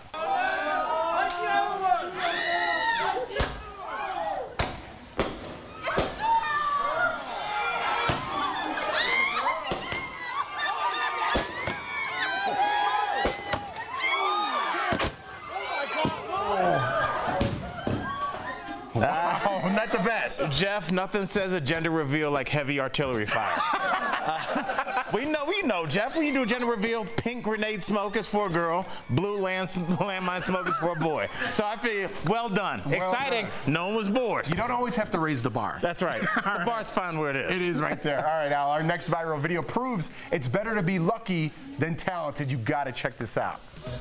All right, this starts out scary and ends up so cool. On his feet. I feel like this is Spider-Man's second hustle. This is real. I mean, you know what, Jeff? It's like he's doing scaffolding now, but he should really be in Cirque du Soleil. You're missing your calling, brother. Do better. You have a gift. There you go. That was pretty amazing. All right, Al, our final video is of a high-speed chase from the Marion County Sheriff's Department. Enjoy this. The nerve of this guy. He's literally going 1 mile per hour in a 30 mile per hour zone. I mean, guy's easily 100. You shouldn't be out on the roadways to begin with. Come on, Grandpa, I got places to be. You got me, Al. You got me. You know what, Jeff? I look at this, I'm like, we've all driven in Florida before. All right. That was an old people joke. You gotta love it. I like that. It's good to see police officers having fun, though. Absolutely. Well done. All right. Absolutely. All right, and everybody. get that turtle off the road. Get the tortoise off the road. That's comedian Al Jackson right there. Sorry. Good job, buddy. And that's Al Sounds Off. I love it. Coming up on Daily Blast Live, imagine having to work closely with your ex. What about kissing them? One of the stars of the new Mamma Mia movie had to do just that. We'll tell you what Amanda Seyfried's husband had to say about it. And next, in Heart Threads, hear a young girl's inspiring story about making music even though she's legally blind. And as we go to break, we want to take a moment to honor Nelson Mandela on what would have been his 100th birthday. We'll chat more about it in the digital break, so stay tuned for that.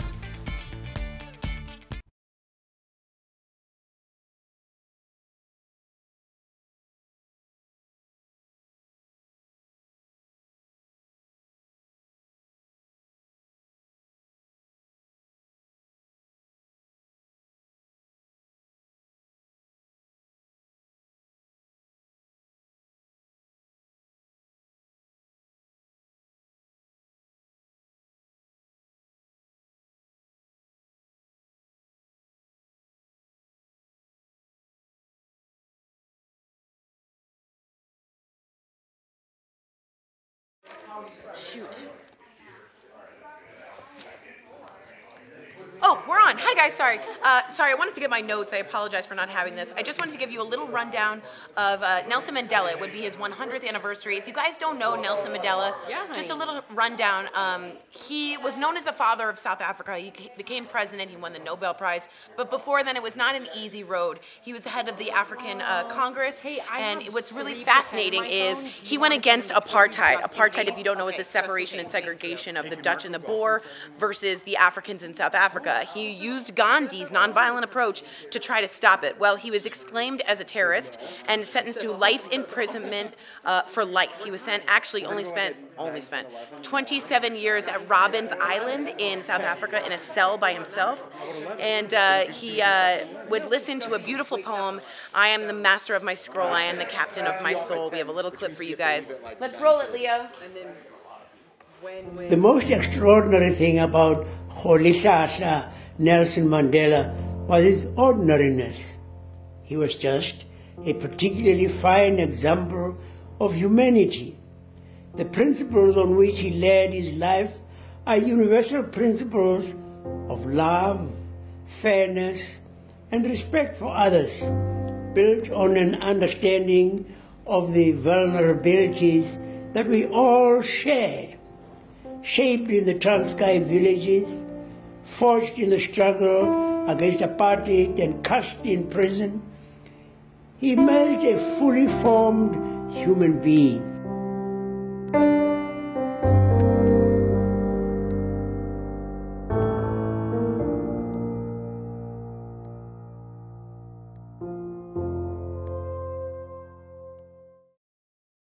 The most extraordinary thing about Rolihlahla Nelson Mandela was his ordinariness. He was just a particularly fine example of humanity. The principles on which he led his life are universal principles of love, fairness, and respect for others, built on an understanding of the vulnerabilities that we all share. Today's Heart Threads is all about the power of music. Savannah was born legally blind and was told that she would lose all sight at 18. But that isn't stopping her from creating music and even releasing an album. Take a look.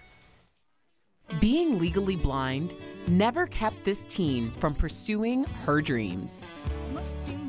Savannah has been legally blind since birth. While the other kids were at library and doing that kind of thing, I was learning Braille. Doctors said an eye disorder would leave her sightless by 18, but she defied the odds. Savannah still has some sight left, but she can't drive or read music. Despite that, she taught herself guitar. Savannah is releasing her first album before even going to college.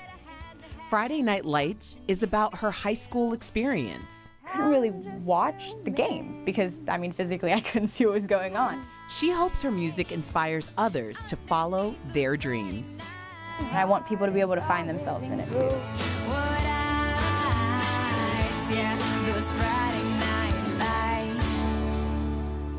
Wow. I mean, you're a musician, Bo. Yeah. I am, and it's inspiring because I think about Ray Charles. I think about, you know, even we were just talking about Beethoven, yes. Yeah. His Ninth Symphony, of course, he was entirely deaf for. So sometimes when you have these disabilities, bigger things come from it. It's amazing. Yep. All right, if you're leaving us right now, you can still watch us live on Facebook and YouTube. Here's what's coming up next on Daily Blast Live. A former member of Destiny's Child opens up about depression, how Michelle Williams is owning her story and helping others. Actress Amanda Seyfried had to get back with her ex in the new Mamma Mia sequel. How would you handle working with a former flame? And Harry Connick Jr. and his wife sit down with Jeff Schroeder to talk about a cause important to their hearts. They even razz Jeff a bit. Can we get a more handsome journalist next time? Don't miss Chatting with the Stars.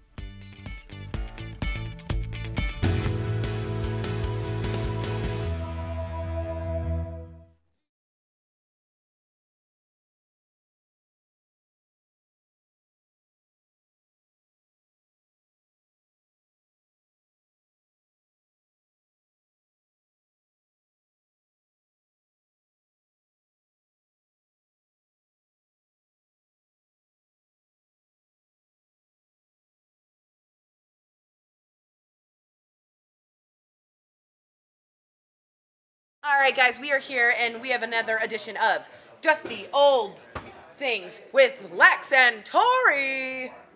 Walk like an Egyptian. We need music that's like... Walk like an Egyptian.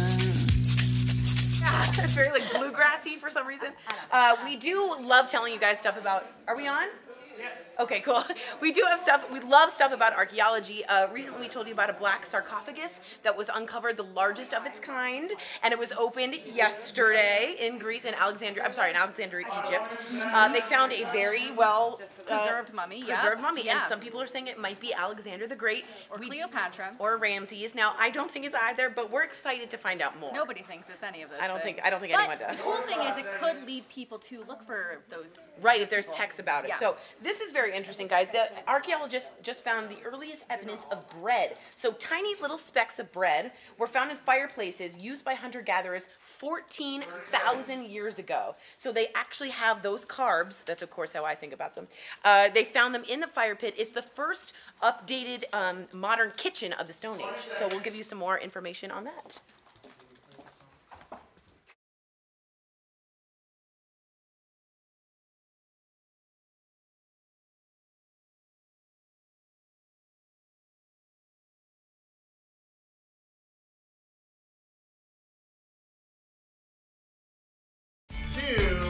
Welcome back to Daily Blast Live. We are a live show and we have a lot to get to, so let's dive right in.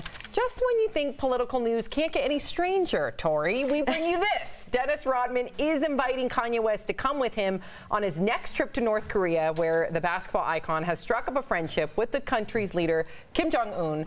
Rodman even thinks that Kanye could write his next album about the experience. So before we dive in, we got to ask you, DBL Nation, vote now at dailyblastlive.com. Do you really want celebrities getting involved in politics?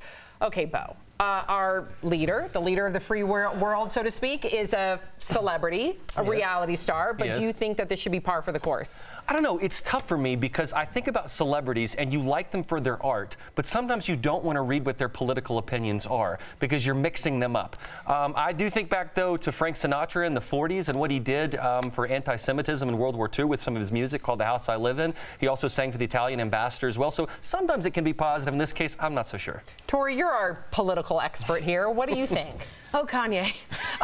You know, Bo's right. You know, you have the Bob Dylan making the Hurricane song, and that almost freed a person. So you do have artists that come through and can change politically. And we saw Kim Kardashian literally free a person. Alice, that's exactly right. Alice Johnson. Now, here's the thing. At first, you're like, this is crazy. But so is Kim Jong-un. And Kanye has said he is a little bipolar. It might be that these guys tend to see the world in the same way. Now, that's crazy talk. I never thought you'd hear me say that. But at some point, nothing else has worked. So if he's into celebrities, which Kim Jong-un is very obsessed with, American celebrities, why not? Sounds like an embarrassing movie, right? Absolutely. But it's the real, that's 2018, man. Welcome to 2018. Welcome. All right, we are, oh wait, let's look at the viewers. They say 52%, no way. We are live, digital producer Kelly Schuberth with news at the moment. Yeah, Sam, if you're thinking of playing the lottery, now is the time to do it. No one hit last night's Mega Millions numbers, so the jackpot is growing, now at $422 million. And while you may have a bigger chance of getting hit by an asteroid than hitting the jackpot, it's still worth a try, right? The next drawing is Friday. Let us know if you're buying tickets using the hashtag DBLTake. Oh my gosh, thank you, Kelly. We just discussed having a work one. Very excited about having a work one here at DBL. This one over here, what'd you say? I'll get my own. No, you said I'm not going to split it. You know why? Because everyone split it. Then, hey, you owe me $1 for my lotto ticket. Where's my $1 for the lotto ticket? I'm not having that, all the confusion. I'll buy my own ticket. You just don't want to split the pot. No, because it's collecting the money. It drives me bananas. Hey, you want to get in a pool? Sure. Well, you owe me $10. What's up? The NCAA tournament's over. Where's my $10, bozo? Who hurt you, Jeff? I'm 40 years old. Okay.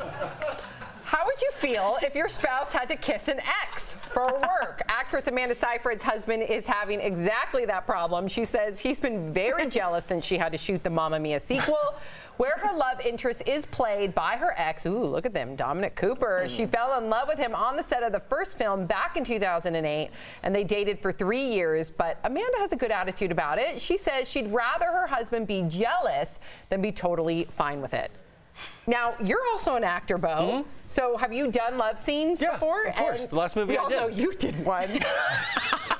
Okay. Yes, I had a love scene, and I had to kiss her, and I actually approached it with my girlfriend ahead of time. I said, does this bother you? And she said no. I think you have to discuss it beforehand, but when you're going back to an ex and rekindling an old flame, I can see that being problematic, Tori. I'd be crying right into my money, you know, so sad of all the money I'm making. To be honest, I would have a really hard time with this. I would have a very difficult time with it. But what he's right is, if it's just an acting job, okay, but with the ex and they already fell in love on that movie, ooh. So, Jeff, you have experience doing very intimate love scenes. We've all seen it here on the show. Did you have a girlfriend at the time? Did it cause some drama? No, I didn't. I didn't have a girlfriend at the time. But I'll be honest with you, getting in, when I met Jordan, she's like, are you going to pursue this acting thing? When I met her, and I was like, yeah. She was like, wouldn't tell me for a while. And I'm like, what's up? I'm going on an audition. She's like, I don't want you to book a job because I don't want you making out with people on TV. I get it. And I get it too, but there's a difference between Hallmark making out and 50 Shades of Grey. Oh, yeah. You know, so I think it depends on the job. With an ex, absolutely not. Yeah, I'm right there with you. Yeah. All right, Guns N' Roses has just made YouTube history. The band's 1992 single, November Rain, is the first 90s music video to hit 1 billion views. Let's see a little of the classic, shall we?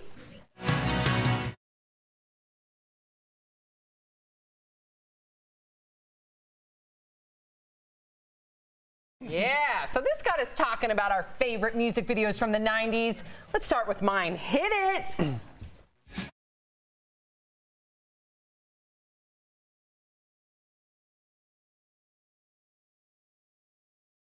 Are we stupid?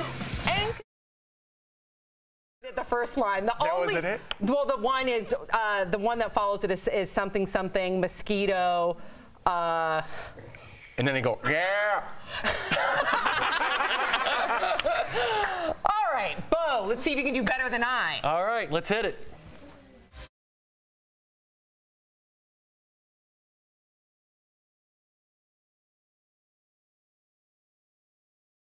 One more time. Yeah, that was a good one, though. That was an easy Britney one. Spears, huh? Oh, God, who can forget that? I know. If you're a guy, a red-blooded male at that time, you're female. not. Yep. Okay, female Come too. on. It was just awesome. Yep. I definitely questioned my sexuality after that video. That's for sure.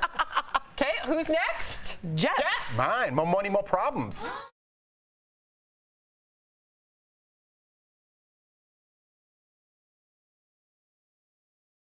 B-I-G-P-O-P-P-A, no info for the DEA. Good job. All right, T-Bone, you're last. All right, here we go. It is one TLC waterfall.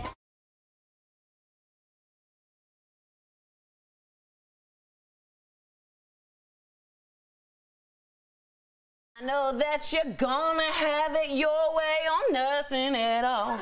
That was good. Yeah, That was really I lost. You were on pitch. I lost. Thank you.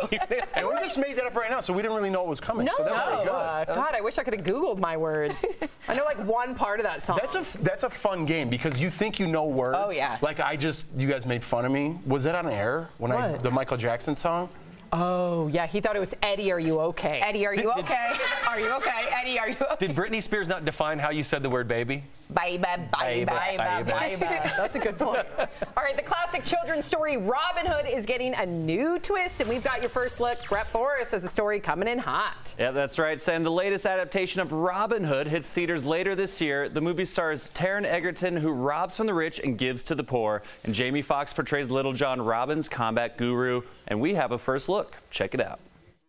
One thing keeps him in power: the money. We steal it. You have to be a warrior. Fast as you can. Okay. 1,000 pounds for the man who brings me on. You're Robin Hood.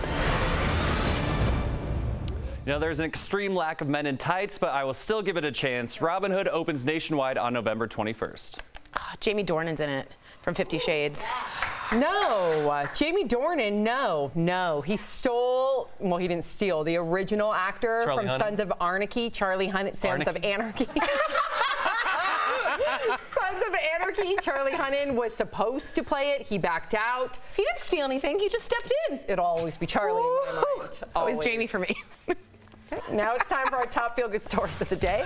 Erica Kyle, you have all the videos that are making DBL Nation smile. That's right, Sam. Big Ben meet Big Jeff. Goldblum, that is, 25-foot statue of the actor in character as Dr. Ian Malcolm in Jurassic Park is bearing its chest to the City of London today. It's all in celebration for the 25th anniversary of the film's UK release because life, finds a way. Also in London, a very cheeky Prince Harry tested out his archery skills during a visit to meet injured rugby players today. His wife Meghan Markle didn't join him for the visit, but she already got hit by Cupid's arrow. Aww. And we can't get enough of these police lip sync challenges, so here are two more. First up, Castle Rock, Colorado gets in the act with this video. Watch.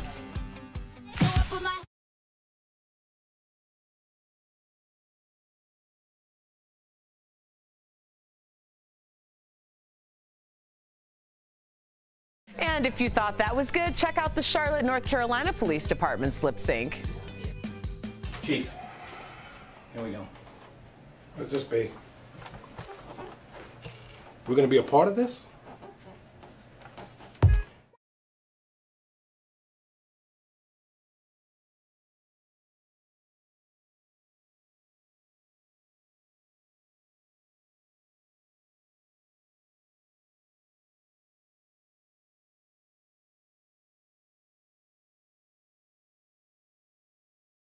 Guys, these lip syncs are so good, it should be a crime. Get it? Tori Shulman writes my jokes. Coming up on Daily Blast Live, a Texas police officer goes beyond the badge. We'll tell you all about his mission to provide good shoes for children. But first, chatting with the stars, actor and singer Harry Connick Jr. shares the important cause that really matters to him when DBL returns.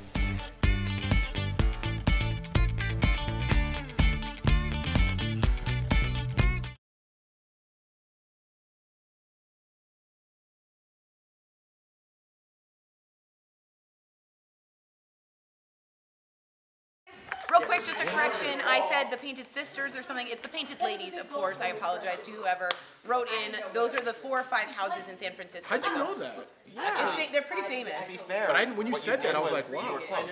She knows everything. Terms and put them together. I didn't know this one. Oh, I don't know the Seven Sisters. I never heard of that. So those houses are also called the Seven Sisters or the Painted Ladies. Or the Painted Ladies, yeah. And it's always called Sons of Anarchy. So those are the 3. Anarchy. Oh my God, I forgot he wears a Metallica shirt in this. How could you do that? Holy shit.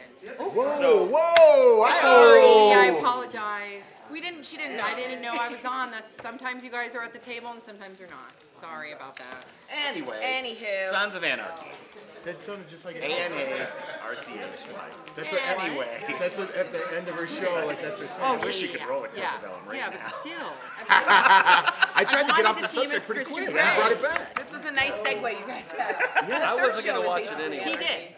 Yeah. Kind of. Yeah. It is. Sure. It goes.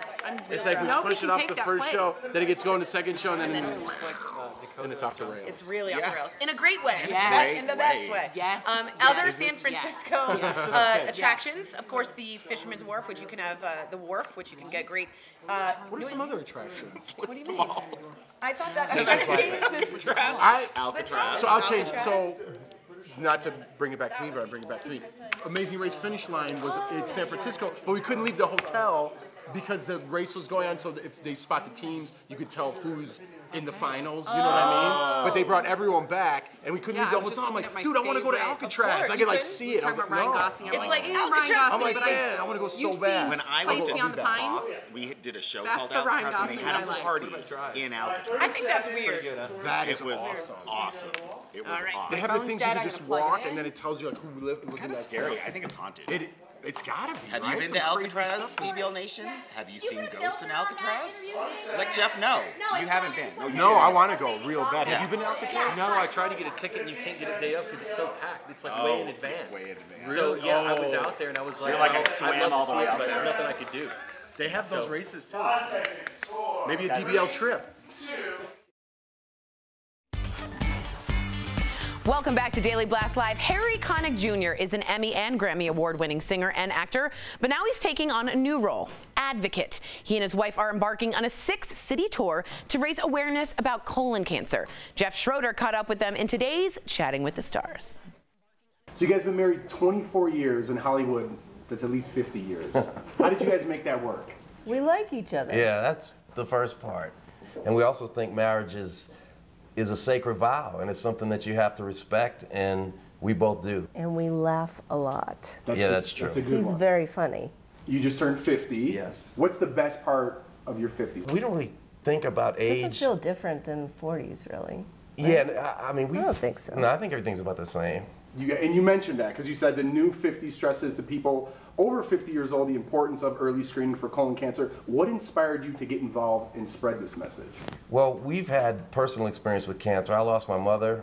Jill has gone through breast cancer, and with colorectal cancer, which is the most preventable and least prevented type of cancer, it seemed like a no-brainer for us to be a part of it and tell people what they can do. Did you hear the story about Steve Martin and Martin Short and Tom Hanks? They have a colonoscopy party. Oh, is that right? So every other year they put together a party and then they go get their colon checked. That's a great idea. I think they're doing it just for the sedation. You have anything like that to inspire people to get their colon checked? For those people watching right now, you can take a test called Cologuard, which is on equal standing as colonoscopy. And if you do it, we have a thing called the #ScreenWithMe challenge. If you can get 3 people to sign up, Exact Sciences is going to give $1 to cancer research. So as much fun as parties are, this is a really, really good deal. Now you're a breast cancer survivor, like you said. Congratulations. What advice would you give to someone who, like yourself, was going through cancer, to a spouse, someone going through that cancer with their partner? I think just talking a lot and just keeping things normal. That's the most important thing you can do, is to constantly communicate about what are you feeling, how can I... Yeah, what are you feeling? Yeah. I think that's a big question. And it's nice to talk about that. Yeah, and know that you're a team. Thank God I had him. Well, congratulations again. You guys are doing a great thing, and keep up the good work. Thanks, man. Thanks a lot. Great to meet you. Thank you so much. We are live. Kelly Schuberth with news at this moment. Yeah, right now we're getting our first look at what happened the night Stormy Daniels was arrested at an Ohio nightclub. Take a look. Columbus police just released this body cam footage from the former porn star's arrest last week. There are some people blurred out in the video, but you can see Stormy Daniels is the one with the blonde hair. She gets patted down by police, and then she gets put into the police van where they explain to her why she's being arrested. As we've reported, the charges against Stormy for allegedly touching undercover detectives were dropped. Sam? Wow. Is that a body cam or a webcam? Hey. Hey, what? Stormy cam. She was cleared of all charges. So, Okay, that got weird. We've heard of teacher shortages, even nursing shortages, but one city has an unusual need. Erica Cobb has those details coming in hot. That's right. A small city in Japan is facing a ninja shortage. The city of Iga, the birthplace of the ninja, is looking to boost its tourism with their ninja heritage. The only problem? There are not enough ninjas. The city hosts an annual ninja festival each April and has slowly been on the decline as visitors are skipping the rural parts of Japan for the bigger cities. With proper ninja training, salaries can range from $23,000 to $85,000 a year for highly specialized performers. DBL Nation, do you have what it takes to be a ninja? Coolest profession ever. Remember Beverly Hills Ninja? Yes, Chris Farley. I love him. Oh, miss you, Chris. Like I know him. Coming up on Daily Blast Live, we shine the DBL spotlight on a Dallas cop who goes above and beyond. Find out how a mission to provide children with shoes has taken on a life of its own. Daily Blast Live continues now, live online. Log on to your favorite platform. Leave us your comments. Definitely got our viewers talking. Check out digital extras. Look, I can be in all places at once. And so much more. Daily Blast Live.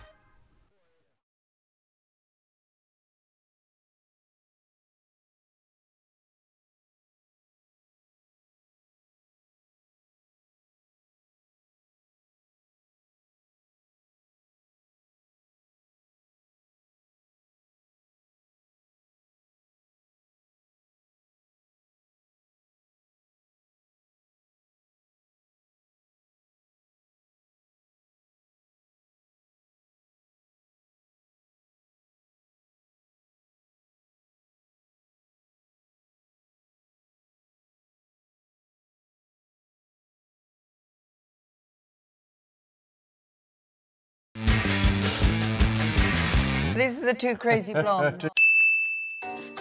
Well-behaved women rarely make history, but they do make wine, she said. We're here at Wild Women Winery, and we're going to be sipping some shards and blending some reds for the Mile High Wine Tour. You ready? Of course. Let's do it. Doesn't seem like it. Two crazy blondes. I think white wine people are very clean, neat, organized people. And red wine drinkers are very clumsy, sloppy.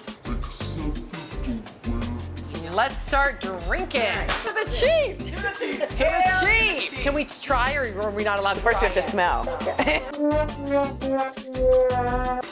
Pineapple? Very good. Oh! Is there grapefruit?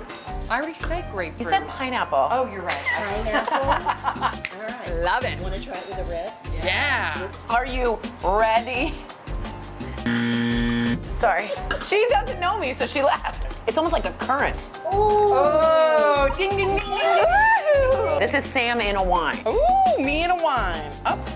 There was not enough. Oh, there we go. There we go. Oh, this is so good. I want you to find a wine that would best represent Tori. Think Chianti, think Italy, think... I'm falling down some stairs. A lot of color to Tori. Fake tan a lot, so that makes a lot of sense to me. Very complex. And at the very end. Very delicious. And right at the very... And I just spilled my microphone. It's perfect.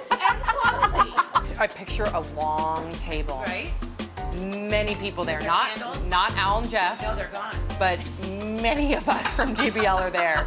Now that we know what we like. Why not? We all... Okay, messed that up, sorry. Why not make our own? Word. Welcome back to Daily Blast Live. Today we are shining the DBL spotlight on a Dallas cop who made it his mission to get the kids in his community the shoes they need. Al Jackson spoke to Officer Brian Nolf earlier, and here's his story. After 28 years on the force, Dallas Police Officer Brian Nolf is making sure the kids in his community have shoes. He found many neighborhood children only had one pair of shoes or shoes that were worn out. Officer Nolf got businesses and members of the community to donate more than 650 pairs of shoes to deserving souls. He wants residents to see past the blue uniform and know that the cops who patrol their streets deeply care for them. Joining us right now is Officer Brian Nolf. First of all, Officer Nolf, it's a pleasure to interview you. Let's get right to this. When did you notice, or how did you notice, that so many young kids had inadequate shoes?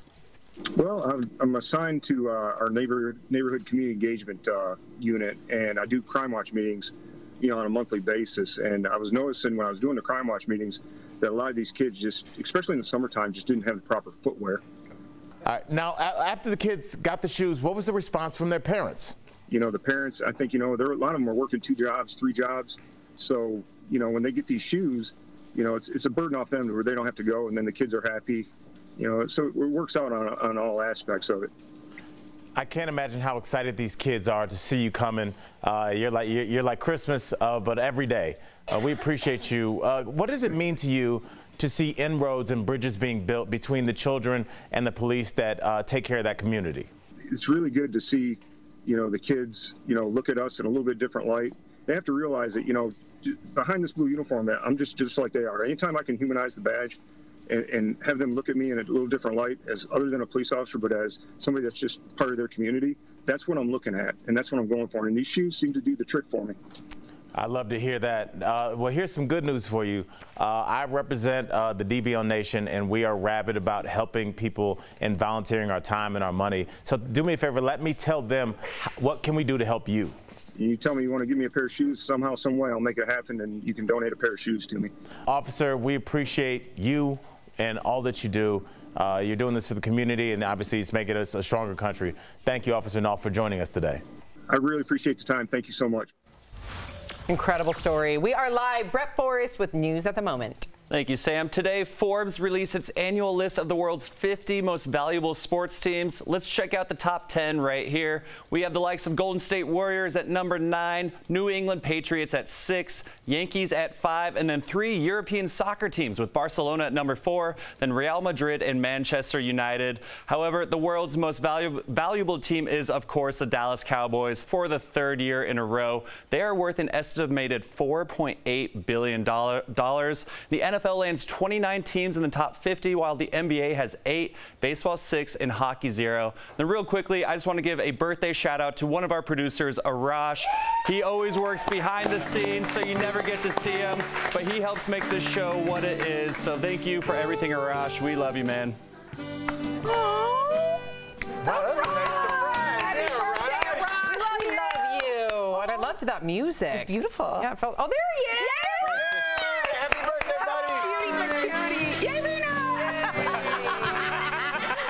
I loved it. That was a control booth, not a cave. Are you emotional? No, I was waiting for you to read We'll Be Right Back. We'll be right back. Your eyes.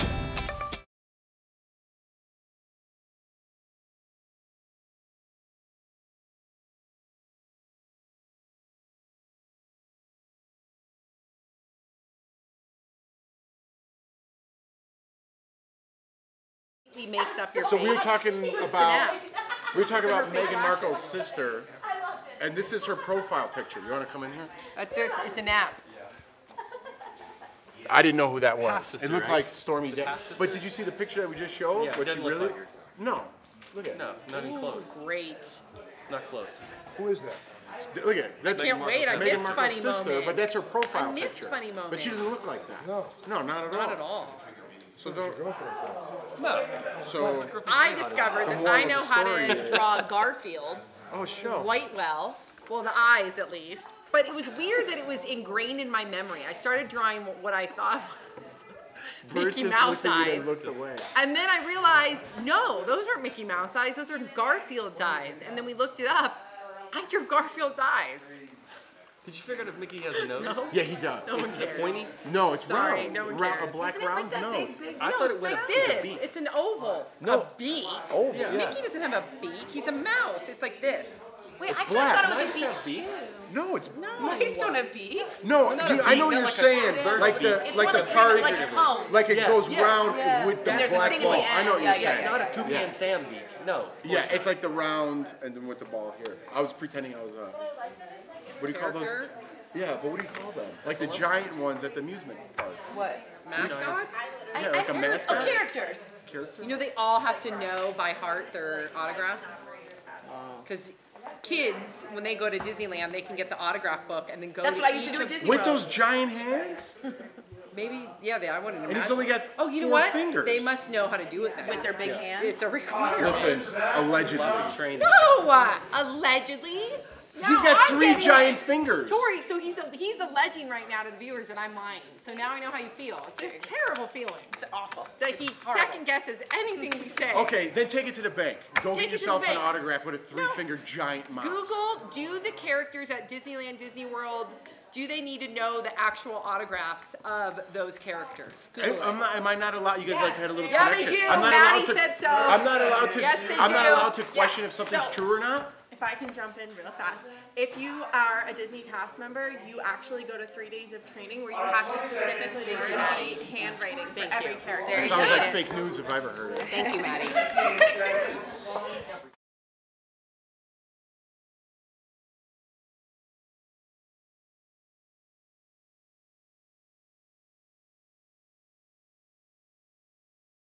Welcome back to DBL. Apparently we have a funny moment. I'm afraid to see what it is. Oh dear. Okay, here's the funny moment. Let's watch.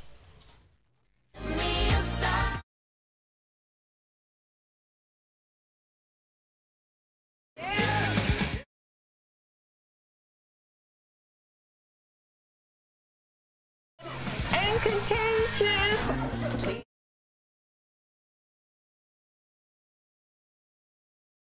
I know that you're gonna have it your way or nothing at all.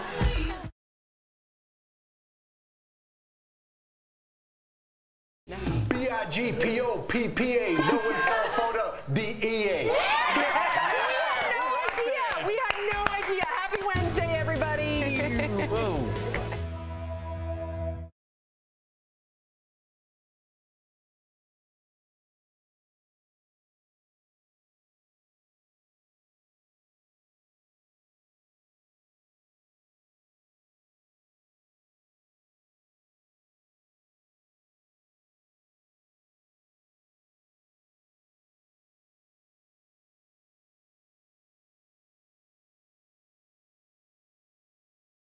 Overwatch is coming to major networks, RoboCop returns, Brawly returns to Dragon Ball, and big updates to Fortnite. That's all next in The Jump Off. I'm Abby. Abby, and welcome to The Jump Off. I'm here to bring you all the latest news in gaming, tech, and pop culture, so let's get started right now. Big news in the esports world. Overwatch League signed a deal with ESPN, Disney, and ABC. It includes the Overwatch League playoffs, Season 1, Grand Finals, and the League Season 2 all next year. So do you think anyone is going to watch Overwatch on TV with the rise of all these Battle Royale games? Let us know what you think. A new RoboCop movie's in the works, and it's called RoboCop Returns. Neil Blomkamp is set to direct. You'll remember him from District 9 and Chappie. MGM also brought back the original writers of RoboCop's first movie. So our only question is this going to pick up where the original movie left off or from the 2014 reboot? Do you have any classic scenes you want to see in this RoboCop reboot? Let us know. I'd buy that for $1. We're just learning Dragon Ball Super's new movie features the classic villain Broly. We don't have that many details, but this may be Broly's introduction to the series canon. And the Dragon Ball Super movie hits theaters January 2019. Fortnite just got a major update to Season 5. There are time rifts that transport players into the sky, golf carts, and a new desert area called Paradise Palms. Is this new update bringing you back to Fortnite, or did you ever leave? Well, that's it for The Jump Off. I'm Abby, and as always, I'll be here every week with your latest gaming, tech, and entertainment news. From the Daily Blast Live, it's Wednesday, July 18th. We are a live show with a lot of important topics to get to, so let's get right to them. Right now, all the Thai boys who were rescued from a cave are out of the hospital. Here is a video from earlier today of them looking happy and healthy. They wore their Wild Boars soccer uniforms and even kicked a soccer ball around. One boy said he thought he was hallucinating when the rescue divers first found them, and when asked what the future holds, some of the boys said they want to become Navy SEAL divers to pay tribute to the Navy SEALs who died during the rescue efforts. Wow, that's amazing. I mean, I don't know if I'd be so chipper after being in a cave that long and then being, maybe I'd be happy. I don't know. They seem to be handling it well, is my point. Yeah, they said that not one of them's on anti-anxiety. No one is having nightmares. The idea that they meditated, I think, saved their future. When you meditate, you go to a place where you can stay calm and relax. And I swear to you, that saved them from post-traumatic stress. It's unbelievable how well these kids are coming out. And they're also kids. They can plasticize their brains. They can move. So it's a joy. It's a joy to see them play soccer again. Absolutely, and they're bonded for life. Oh, yeah. After being in that cave, they're bonded for life. I just think about, before I joined the show a couple weeks ago, how stressed out everybody was about it, and no one knew whether this operation would be successful, and it is, and everyone came out alive, minus the one SEAL who lost his life, but really tribute to the human spirit. Absolutely. All right. Everyone's talking about America's Got Talent. I love the show, all because of this husband and wife trapeze team. But last night, their act went wrong and left everyone in shock. Watch this.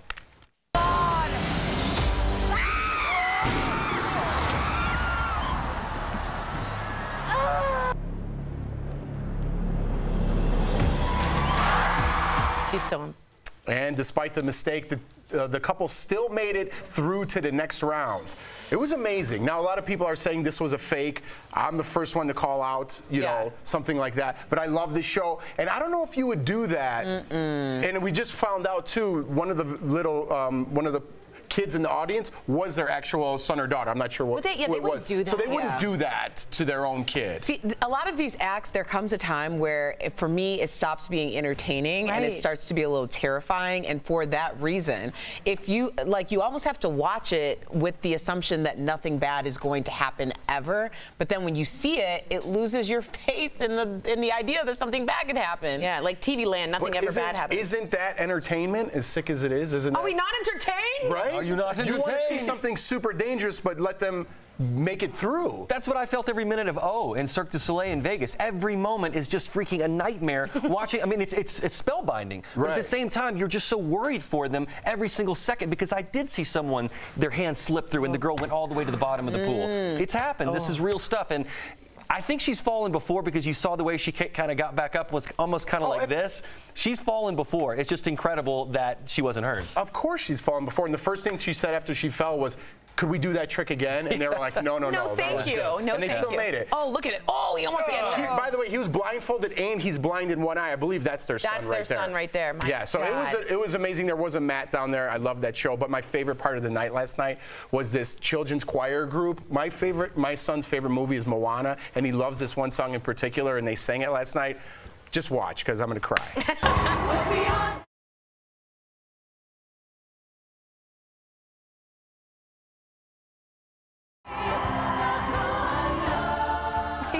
Well, I'm telling you, if you watch that in its entirety, you'll get moved. Did he ever sing or just kind of cry? I don't even know. I don't know. I just saw that clip and I rewound it. I'm like, oh my God, love, look at this. And then we both like cried. I feel like I cry every week at this show. Well, you have the feeling with the pregnancy hormones through you. I'm serious. No, it's true. Jordan tells me I cry more than she does. And yeah, you smell things like a pregnant woman? Yeah, there's like a Downy commercial and that bear comes out and I'm like, no. Hold on. We've been at this longer than Jordan's been pregnant, and he was a crier before. That's true. That's Bo, that's not true. Yes, it is. It's the town crier. There's nothing wrong with it. I feel like crying just talking about crying. All right, we are live. Kelly Schubert with news at the moment. You all right?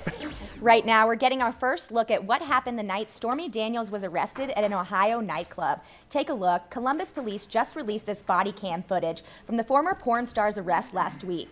There are some people blurred out in the video, but you can see Stormy Daniels is the one with the blonde hair. She gets patted down by police, and then she gets put into the police van where they explain to her why she's being arrested.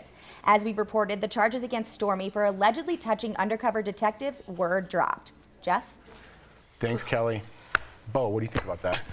Why do you come to me on this? It's a non-story. Like, I don't even like it. I don't even like talking about it. There was nothing interesting that happened in that clip. I was hoping something would happen, like fake news would. I don't know. I was hoping something bigger would happen than just to see that. Other than they're crying, I don't care. That's a good answer. Yeah. Okay. I wanted to see them approach the stage. Me too. Did she get her off the stage? Yeah, that's what I thought we were going to see. But this is like a terrible position to be in, especially when you really didn't do anything, because people have all sorts of stuff that's happening back there. It's very, you don't want to be back there. In the back of that wagon. Never. You don't want to be back there. All right. A little too much detail. All right, let's move on. Meghan Markle's family can't stay out of the news. This comes after Meghan and Harry toured an exhibit yesterday in honor of the late Nelson Mandela, which prompted Meghan's half-sister Samantha Markle to go on a Twitter tirade. First, she tweeted, "Glad you have so much time to gallivant around paying tribute to others while ignoring your own father. How cold can you be?" Following that up with, "My father is not an embarrassment for loving his daughter. The royals are an embarrassment for being so cold. You should be ashamed of yourselves." Meghan's sister also said she'd hold Meghan responsible if their dad, Thomas Markle, ever died, when he died. I mean... Okay, well, he's going to die. So, as we all are. So, at that point, it becomes her responsibility. It's her problem. This woman wants to be relevant so badly. I actually commend her for her tenacity in getting into headlines. Ride it out for as long as you possibly can, because it's not going to last for very much longer, and I think they're just waiting on that 15 minutes. I agree. When I was in London, this is what they said. The Brits all said, this is such an American drama. This is owned by the Americans. They're splashing their news, their personal life, all over Twitter. It is not a British drama. They just don't see it that way. They keep their feelings to themselves. It's a cultural difference. At some point, you have to realize you're not as irrelevant as the royals. I don't think they're realizing that. Maybe not. So, Tori, do you think that this is, you're saying this is specific to America, that we air our dirty laundry more than any other place? I would say more so than in Britain. They keep a stiff upper lip. I mean, that kind of culture is there. It's sort of a pop culture stereotype, but it's real. They said this wouldn't happen, although... But we've the seen British royal media drama. Exactly. Is perpetuating it. But Piers Morgan has been. True, but I guess we don't see the royals usually go to Twitter and public places to air those grievances. Right. And I just hope, I think Meghan, first of all, in Kensington Palace is doing the right thing. Just ignore. Stay silent. That's what you do. Even on Twitter, if you guys are on social media and you have one of those trolls, ignore them. They go away. I don't feel that they're going away, though, anytime soon. And I'm afraid, because we just heard something before the show, that Hollywood is going to capitalize on them not shutting up and put them on some stupid reality show. That's an American thing, too. That'll absolutely happen. Yeah, I hope they don't. But we'll see. Reality shows. Big Brother. Right now, we are working to help an elderly man. I love this story. It's sad, but I love this story, and he needs our help. Who has his livelihood stolen. This just happened. Bill Watkins said that his van with a lift attached was stolen over the weekend. The 89-year-old man still works on installing signs and billboards in his South Carolina town. That lift is the only way he could do his job. He spoke to our sister station, WLTX. Watch this.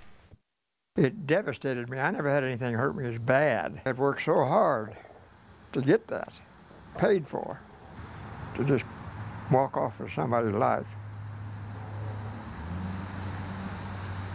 Excuse me. So shocked to see somebody do that to somebody. No, I mean, that's terrible. First of all, I want to tell everybody, please go to our social pages for more information on how you could help. But I don't want to pass judgment, but it looks like a small town to me. It looks like somebody in that town would know something on what happened to this man's truck. And I hope that the situation resolves itself. He doesn't even want to press charges. All he wants is his truck and his lift back. His dignity back. Oh. We got a lot of comments on this story, guys. Christina Pa says, that breaks my heart. Della Street, this poor old man. Thieves are pathetic. Jason Anderson, poor guy. It sucks that people exist like that. And Thomas McGee, that poor man, I'm sorry, but anyone who would steal a truck and his livelihood is just so scummy. When you see an old man or old woman cry, you can't help but just be brokenhearted. He didn't want anything but his dignity and his livelihood. He didn't want to bother anybody. And he's sitting there quoting Psalm 23. The man's faith is just so strong. South Carolinians, take notice. Help this man find his truck and his lift. Go help him out. Amen. Let's use social media for some good and find that truck. Absolutely. All right, Sam Shocker, what's coming now? Well, we've got a lot more still ahead on Daily Blast Live. Iconic band Guns N' Roses hits a major milestone online. We'll tell you what it is. Also, former Destiny's Child member Michelle Williams opens up about her battle with depression, what she wants you to know. And you, the viewer, are our fifth host. Tour buses are banned from going to the iconic Full House house. We're reading your comments on air next.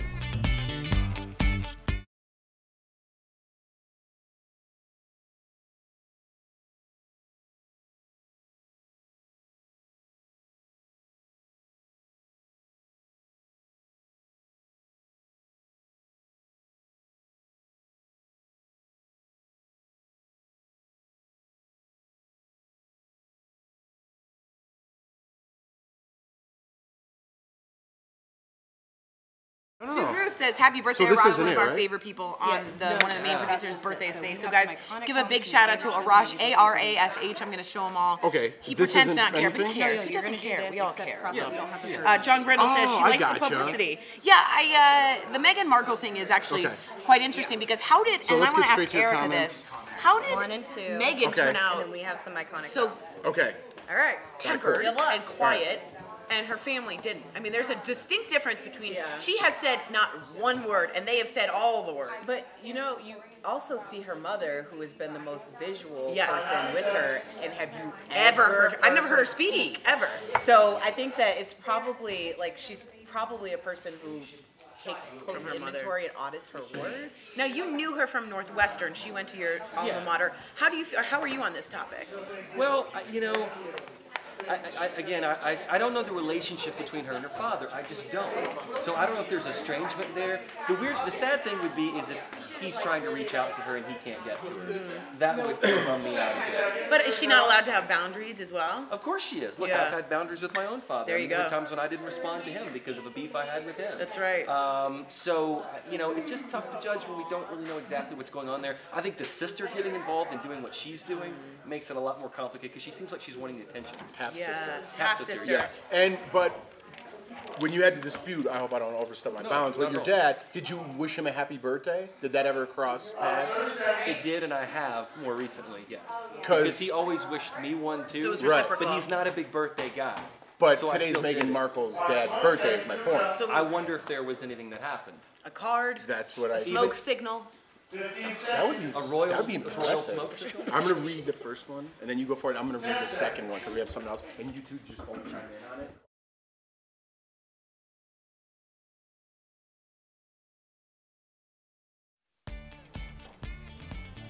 Welcome back to Daily Blast Live. Remember the iconic San Francisco house from the 90s sitcom Full House? Well, real-life neighbors are telling tourists to cut it out. The city now bans bus tours from driving by after complaints from neighbors saying tourists are overcrowding their neighborhood. The house was bought by showrunner Jeff Franklin in 2016 so fans could check it out without invading someone's privacy. Well, let me tell you, this got you talking, DBL Nation. Get ready. Take it away, Jeff Schroeder. Thank you, Sam. Let's get straight to your comments. Natalie says, when people moved to the neighborhood in San Francisco, did they not know they were moving by this attraction? Good point. Great point, Natalie. I think that there are a few rules of real estate, and moving next to a famous property is probably one of those no-nos, unless you just love the attention and the traffic. So that's called yo bad. Karen writes, I'm sure the neighbors paid a lot of money to live where they do. Asking for some peace and quiet is not unreasonable to me. I mean, tourists are everywhere. But this is a different type of amount of people. When you live next to a famous attraction, there are buses that go by. They say Uber and Lyft have boatloads of people stopping. So there could be a noise complaint here that they could get rid of some of those buses for a noise complaint. That's a real issue.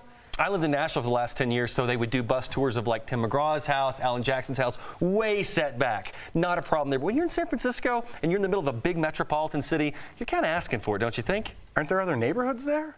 You would hope. I hope so. All right. We have some iconic homes from your favorite TV shows. Let's see if we could guess a couple of them, all right? Let's look at the first one. I haven't even seen these either. Oh, Home Alone. Is that Home Alone for sure. Oh, man, that's a Chicago one. Yeah. Correct. That's the Home Alone house. Ooh. You may remember in 1992, Kevin Hart. No, I'm just joking. All right. The second one. We got a second one? Oh. Is that a scary house? Oh, is that Mrs. Doubtfire? Wow! Is it? Family Ties? Mrs. Doubtfire? Family Ties? Family Matters. You got it right. Was it? All right. Tori Shulman. That was a good one. Yeah. I think we have one more. This is fun. Ooh. Oh. All in the family. It's scary. All it's in the scary. Oh, Amityville Horror Show. It? What's the one on Netflix? Ozark. Stranger Things. Stranger Things. Stranger Things? We don't know. No one said. What is it? What? Silence of the Matilda. Lambs. Silence of the Lambs. That was a good one. Yeah, they served Chianti in a nice. Wow, I really enjoyed that game. All right. Chianti. We are live. Raquel Villanueva has news at the moment. I didn't get a single one of those right. Now, just announced The Boss is heading to Netflix. If you couldn't afford a ticket to catch Bruce Springsteen's Broadway show, you now have a chance to watch it at home. His upcoming special mixes music with personal stories and is based off his autobiography, Born to Run. Springsteen on Broadway will start streaming December 15th. Come on, boss. How much money is this, Raquel? How much money are these tickets? So tickets to see his Broadway show, they're sold out, so it costs around $800 on a secondhand site. So this Netflix show is obviously going to be for free. So if you can wait till December, you'll see it for free. I'll be seeing The Boss on Netflix. Yeah, I can't wait for Netflix. We are live, and we have some smooth music news for you. Sam Shocker has the details coming in hot. So smooth. Attention, Sade fans. She's releasing her first new album in 8 years. And don't worry, in her honor, you know we got to play some of her classics. Listen.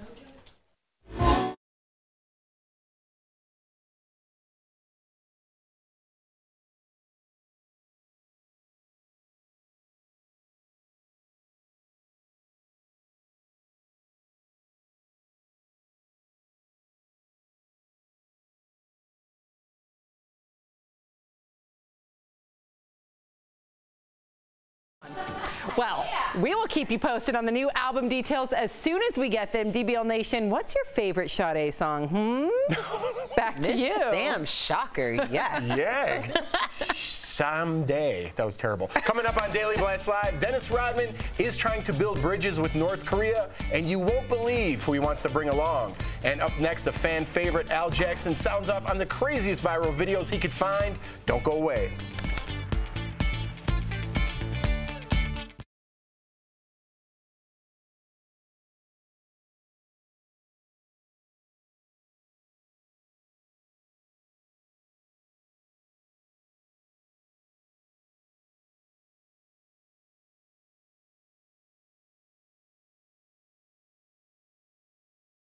We're gone. We are with Lex, and we have a very interesting recipe.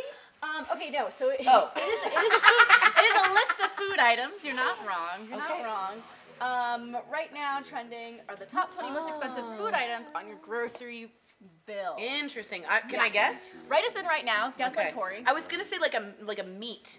I was gonna say like a duck. Sure.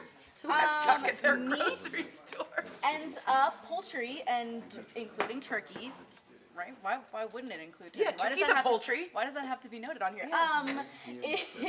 They come in at number 15 here. Oh. Yeah. Okay, so that's not the most expensive. No. So let's go to our top 5 bacon and related products, which is poultry. Bacon? Isn't bacon poultry? Yeah, Technically? it's made out of goodness and, For health. sure. That's bacon, right? Yeah. 4 prescription drugs. 3 Sure. uncooked ground beef.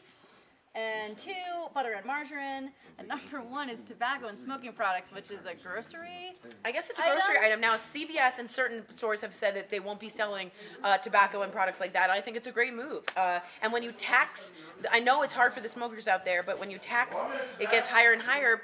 You want people to be able to quit, so you hope that that's an incentive. Yeah. What do you guys spend the most money on when you go to the grocery store? I spend a lot on fruit. On produce? Yeah, produce Oh, is okay. like, I don't know why I find it more expensive. What are you buying? Guava fruit? Like, what do you? I do a lot of watermelon. Like, is a it lot dragon of- fruit from like the east? No, just good old American. Apples. Let us know what you guys think. I didn't mean to embarrass Lex. We're moving over to Maddie. Maddie, what do you have? Right. Super fast. Favorite Disney princess? Oh, Belle. Okay, She's a reader. She's not in here, but Hot Topic has a brand new Disney princess clothing line coming out, which I'm super excited about. If you guys can come here, Hello Giggles has the article. We have Ariel, Rapunzel, Jasmine, Moana, Tiana, and Mulan. You can get all of this right now at Hot Topic. So I'm it's so not like excited. Princess-y, but you feel like the but it's princess. cute. Love that. Welcome back to Daily Blast Live. It's time now for everyone's favorite segment, Al Sounds Off, with everyone's favorite comedian, Mr. Al Jackson. What's up, brother? How are you? Feeling good, man. Woo. I like the energy in here today, Good, Al. let's get it. Let's just get right to it then. Sounds Our good. first viral video is of a gender reveal that left onlookers, Al, should I say running for cover. Check it out.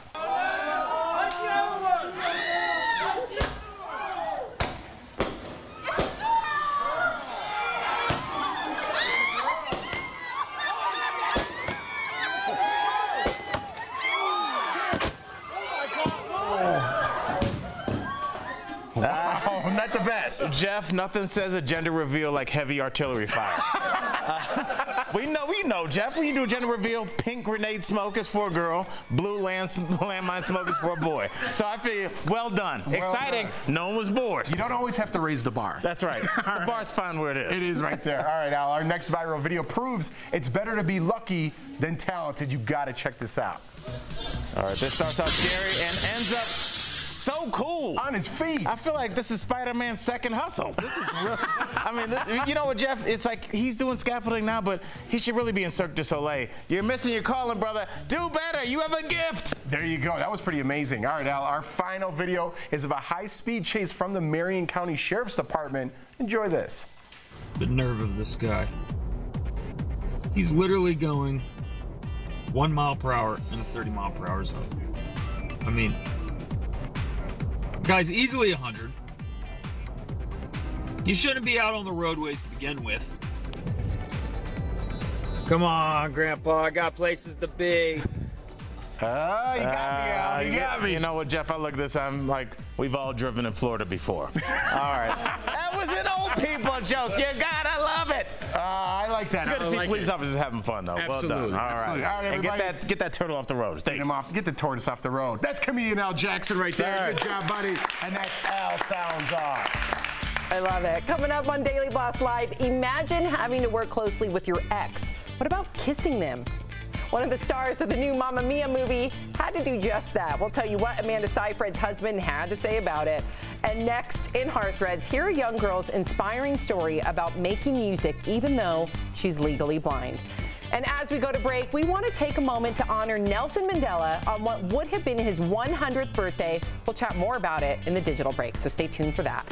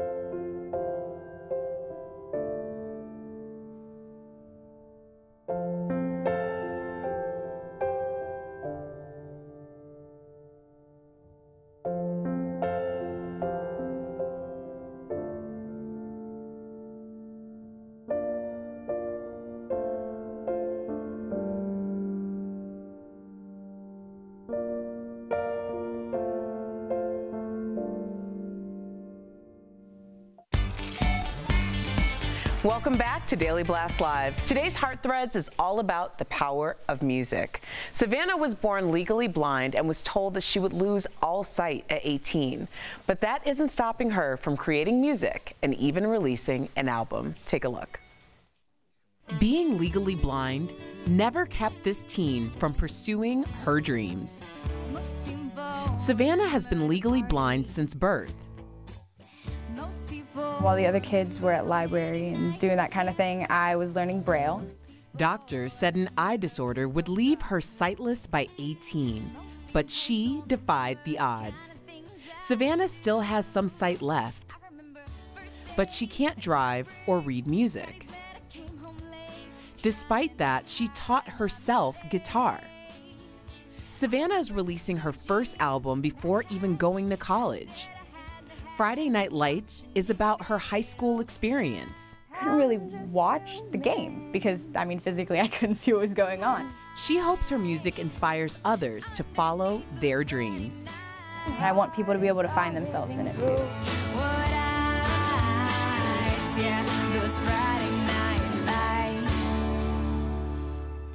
Bo, we all appreciate that, but you could really appreciate that. I can, absolutely, because I think about some of my favorite musicians growing up. Stevie Wonder, Ray Charles. These are guys that overcame great odds and became some of the greatest musicians of all time. Maybe this will be the next. Beethoven? Yep, deaf and composing the entire Ninth Symphony. Couldn't hear it. No, that's amazing. Pretty phenomenal. All right, guys, if you're leaving us right now, you could still watch us live on Facebook and YouTube. Here's what's coming up next on Daily Blast Live. A former member of Destiny's Child opens up about depression, how Michelle Williams is owning her story and helping others.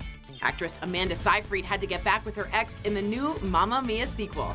How would you handle working with a former flame? And Harry Connick Jr. and his wife sit down with Jeff Schroeder to talk about a cause important to their hearts. They even razz Jeff a bit. Can we get a more handsome journalist next time? Don't miss Chatting with the Stars.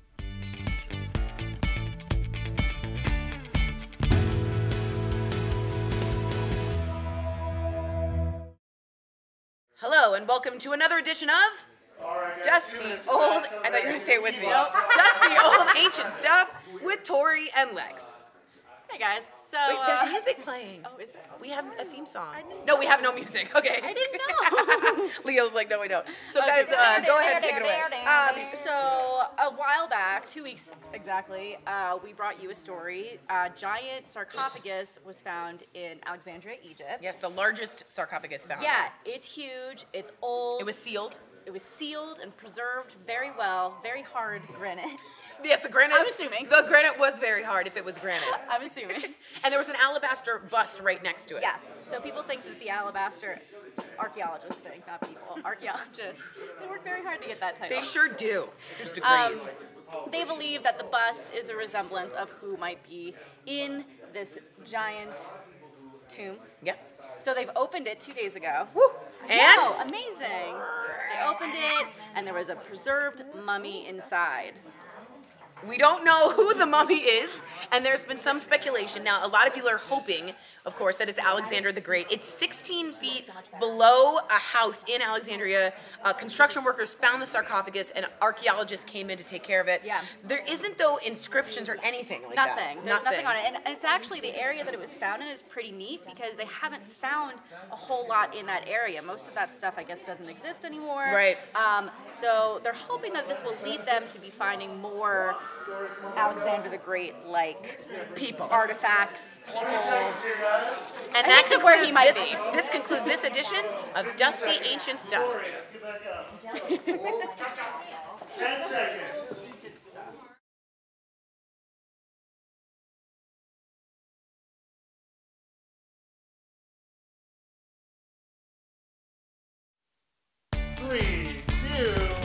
Welcome back to Daily Blast Live. We are a live show and we have a lot to get to, so let's dive right in.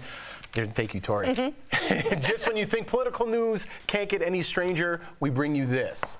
Dennis Rodman is inviting Kanye West to come with him on his next trip to North Korea. This is true, where the basketball icon has struck up a friendship with the country's leader, Kim Jong-un. Rodman even thinks that Kanye could write his next album about the experience. So we got to ask you, DBL Nation, about this one. Vote now at DailyBlastLive.com. Do you really want celebrities getting involved with our politics? Anybody? Take a number. Want me to go first? Yeah. All right. I think it's ridiculous. Kim Jong-un is unstable. As we know, he's a dictator. He portrays a very poor picture of what Americans are to his country. I don't know if Kanye West is the most stable. Neither is Dennis Rodman. I don't know what these three guys are going to be talking about when they're all together. I know. I would pay a lot to be a fly on the wall. Here's the thing about Kim Jong-un, though. He doesn't play by normal political rules. So you can't sit down and have a diplomatic discussion with him about, you know, treaties or truces. There's none of that. So I know this. I never thought in my life I would ever say something like that. But he loves American celebrities and pop culture. Maybe it takes that to break the ice. I hate that I'm saying that. I like the positivity, I'm trying. I'm trying to think of something. Well, how's it going to go down? Like, hey, yo, fam. Kim Jong fam.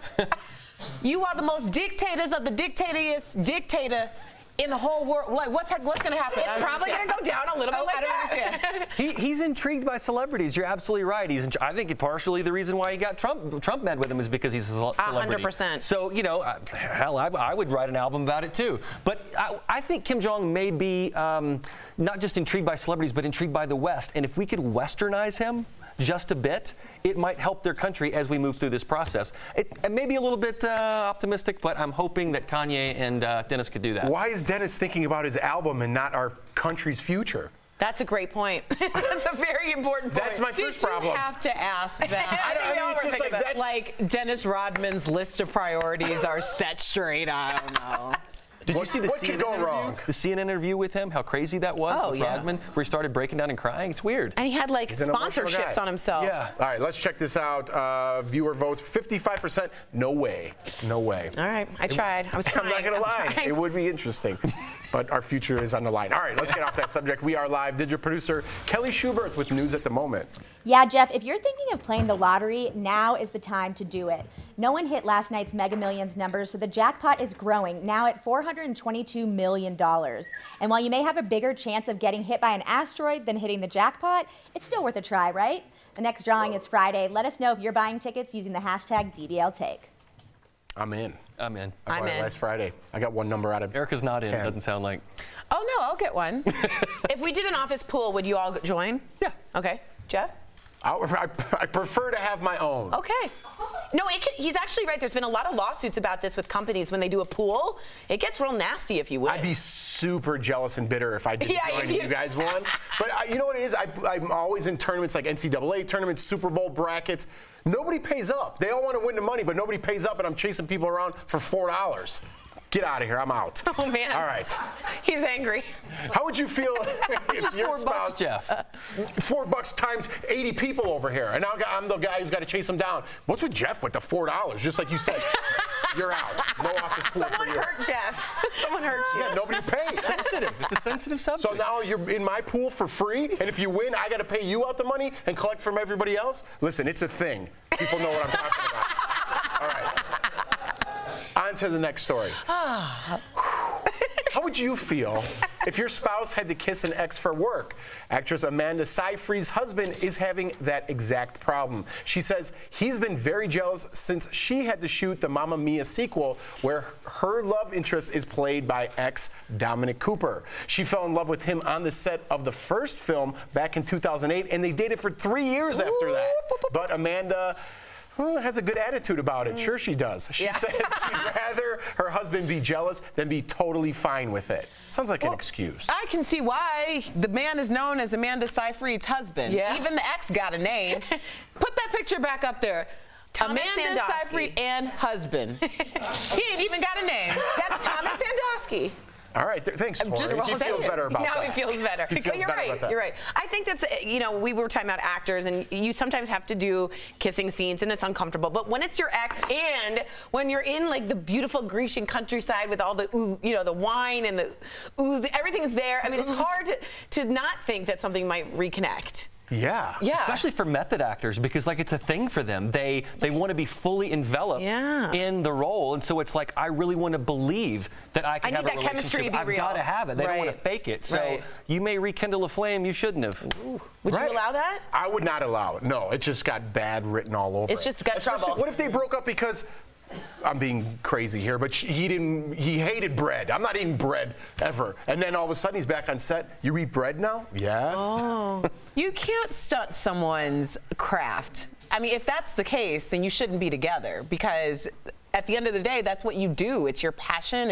If you can't have someone who's on board with that, you don't need to be together. But you don't think there should be boundaries? Like, I understand if you're acting in a love scene, but with an ex that you were there for 3 years and you're far, far away. It is hard out there in the streets. So no, I'm not passing up any checks. You better not be passing up any checks. We're going to get through this as grown people and get our finances in order. And cry into your money. Keep it moving. Okay. I have a better solution. I like that. Don't make a second movie. The first one was terrible. Oh, there you go. It was awful. Pierce Brosnan nobody can sing in this movie. It's atrocious. He's right. Pierce Brosnan is a horrific singer. Horrific. Sorry. Wow, that took a turn there. All right, speaking of singers, Guns N' Roses has just made YouTube history. The band's 1992 single November Rain is the first 90s music video to hit 1 billion views. Let's see a little of the classic.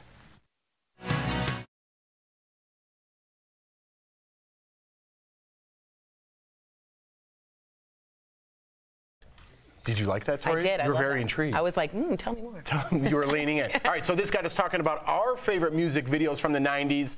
I'll go first, but then when the video stops, I see we keep singing the same lyrics. See if we know it? See if we know the lyrics that follow. Okay. All right, let's try it. Okay. Let's try it out. Here's mine. Mo Money, Mo Problems. Ooh. Remember that?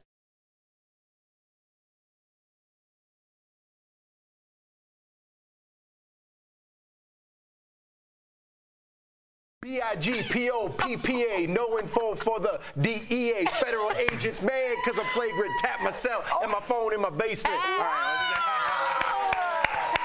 Wow. It's the 90s. I'm older. I've listened to it a couple of times. This is like classic hits now. There you go. Bo, how about you? Roll it. Let's see what it is. Ooh.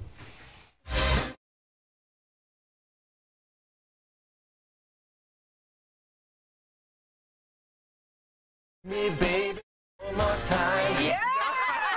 That was easy. That was the hook. Yeah. That wasn't There's hard. not a lot of You had to lyrics go in a that lot song. more than I did. So it was kind of unfair. That was good. I like. Do you want to keep going after that? What comes after?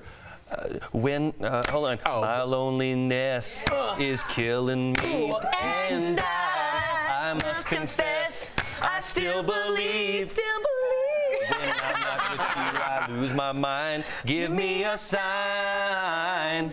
Hit me, baby, one more time. All right, I think we're gonna get hit. I think we're gonna get hit with a fine if we keep. It's too much, probably. Tori, how about you? That was so good.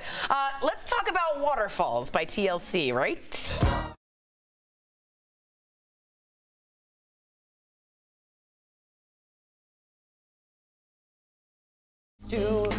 I know that you're gonna have it your way or nothing at all. That was good. I like it. That was really good. I like that. I don't even know the words to my song. So This is gonna be even better. Yeah.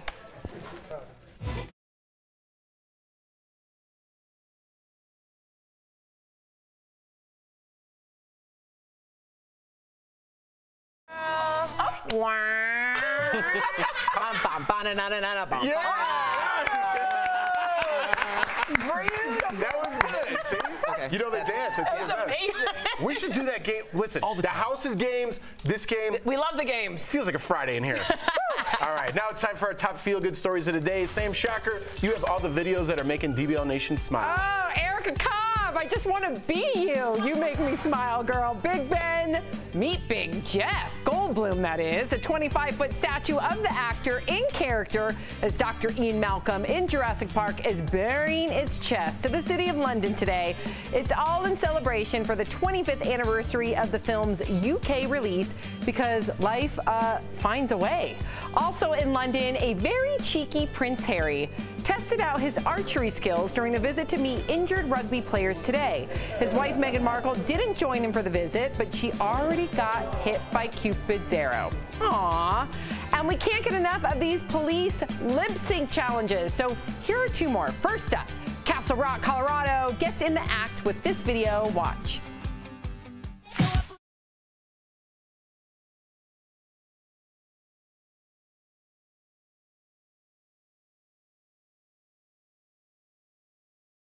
Yeah. And if you thought that was good, check out the Charlotte, North Carolina Police Department's lip sync. Chief, here we go. What's this be? We're going to be a part of this?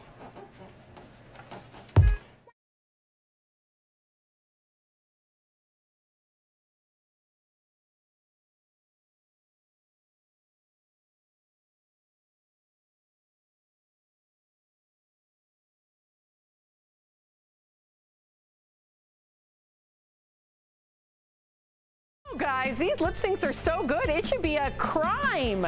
But coming up on Daily Blast Live, a Texas Things, Kelly. A Texas police officer goes beyond the badge. We'll tell you all about his mission to provide good shoes for children. But first, chatting with the stars, actor and singer Harry Connick Jr. shares the important cause that really matters to him when DBL returns.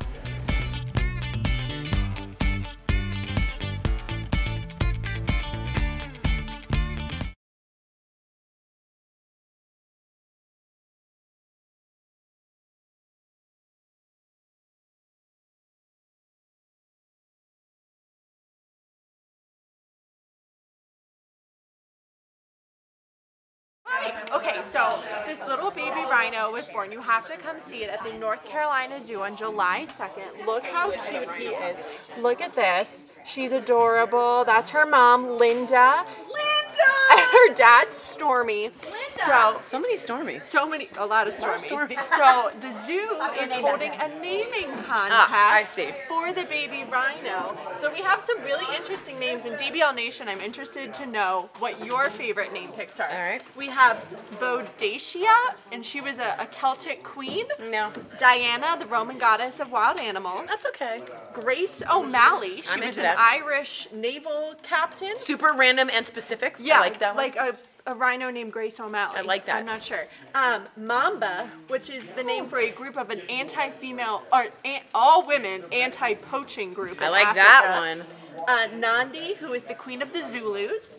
Penelope, the wife of Odysseus. Of course. And my favorite, Wilhelmina, queen of the Netherlands. Oh, I like that. So guys, we need your opinion. Which rhino name did you like? Unfortunately, they just had, and this is so sad, they were rescuing 7, I think, white or 7 or 8 rhinos, and they all passed away due to over-salting when they were drinking the water. Unfortunately, they had the wrong combination of water to salt, and they lost a huge amount. Remember, there's very, very few rhinos left in the world. They are an endangered species. The trick to that is a lot of people poach for the rhino horn is in a lot of homemade remedies that people think will enhance your masculinity, etc. But seeing a new baby is fantastic. Little baby rhino. I mean, we have to look how cute she is with Mom Linda. She's a little boo-boo. So you can go on the North Carolina Zoo's website, their Instagram, their Twitter, their Facebook, everything. You can vote up until the end of July 24th, I believe. Nice. For the little baby rhinos. Baby rhino, rhinettes. I like Gamba. Gamba. Mamba. Mamba is that anti-poaching group, all females. I kind of like that. I like Mamba. Grace O'Malley too. Grace O'Malley is like an Irish pub that you go for like corned beef and hash, so I like that one too. Bye guys.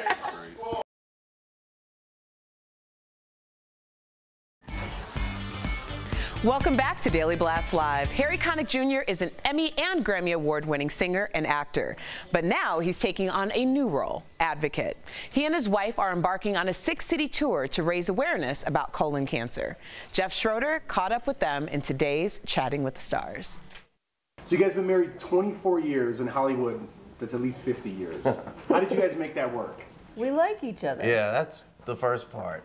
And we also think marriage is a sacred vow, and it's something that you have to respect, and we both do. And we laugh a lot. That's true. That's a good He's one. very funny. You just turned 50. Yes. What's the best part of your 50s? We don't really think about age. It doesn't feel different than 40s, really. Yeah, I mean, I don't think so. No, I think everything's about the same. And you mentioned that because you said the new 50 stresses to people over 50 years old the importance of early screening for colon cancer. What inspired you to get involved and spread this message? Well, we've had personal experience with cancer. I lost my mother. Jill has gone through breast cancer, and with colorectal cancer, which is the most preventable and least prevented type of cancer, it seemed like a no-brainer for us to be a part of it and tell people what they can do. Did you hear the story about Steve Martin and Martin Short and Tom Hanks? They have a colonoscopy party. Oh, is that right? So every other year they put together a party and then they go get their colon checked. That's a great idea. I think they're doing it just for the sedation. You have anything like that to inspire people to get their colon checked? For those people watching right now, you can take a test called Cologuard, which is on equal standing as colonoscopy. And if you do it, we have a thing called the #ScreenWithMe challenge. If you can get 3 people to sign up, Exact Sciences is going to give $1 to cancer research. So as much fun as parties are, this is a really, really good deal. Now you're a breast cancer survivor, like you said. Congratulations. What advice would you give to someone who, like yourself, was going through cancer, to a spouse, someone going through that cancer with their partner? I think just talking a lot and just keeping things normal. That's the most important thing you can do, is to constantly communicate about what are you feeling, how can I... Yeah, what are you feeling? Yeah. I think that's a big question. And it's nice to talk about that. Yeah, and know that you're a team. Thank God I had him. Well, congratulations again. You guys are doing a great thing, and keep up the good work. Thanks, man. Thanks a lot. Great to meet you. Thank you so much. We are live, Raquel Villanueva with news at this moment. Well, Amazon just released the numbers for Amazon Prime Day, and it set a record. The retail giant sold more than 100 million products during the 36-hour promotional event. That's up 60% from last year, despite all the glitches that stopped shoppers. And Target jumped on the sale train, holding its own special event, which proved to be the highest traffic and sale day of the year. DBL Nation, did you shop on Prime Day? Let us know. Raquel, I'm curious here. What's the most popular item sold? All right, Jeff, I have the answer for you. It is this Amazon Fire TV stick. It was on sale for 20 bucks. And it sold. No joke, when I first heard about the Fire Stick, I thought it was to turn your fireplace on. Really? Yes! It was like Harry Potter, and they were like toy. I was like, Accio Flameo. It's so when you, in case you don't know, it's if you plug that in your TV, you could shoot like Netflix on your TV. So it's like Apple. It's like an Apple. Yeah, exactly. Gotcha. Exactly. And 20 bucks, that's a good deal. Very good. I wanted to get it for the. I wanted to get anything, but it was just pictures of dogs and an error page. You got that. Yeah. That's what you got. All right. We've heard of teacher shortages, even nursing shortages, but one city has an unusual need. Brett Forrest, you have all the details. That's right, Jeff. Everyone listen up, because a small city in Japan is facing a ninja shortage. The city of Iga, the birthplace of the ninja, is looking to boost its tourism with their ninja heritage. The only problem is there are not enough ninjas. The city hosts the annual Ninja Festival each April that has slowly been on the decline as visitors are skipping the rural parts of Japan for the bigger cities. With proper ninja training, salaries can range from $23,000 all the way up to $85,000 a year for highly specialized performers. So DBO Nation, do you have what it takes to be a ninja? Yeah, Brett, what does a ninja duty entail? I have to ask you. I don't know. Doing a lot of that. Good answer. I like that answer. That's my favorite. All right, coming up on Daily Blast Live, we shine the DBL spotlight on a Dallas cop who goes above and beyond. Find out how a mission to prove children with shoes has taken on a life of its own.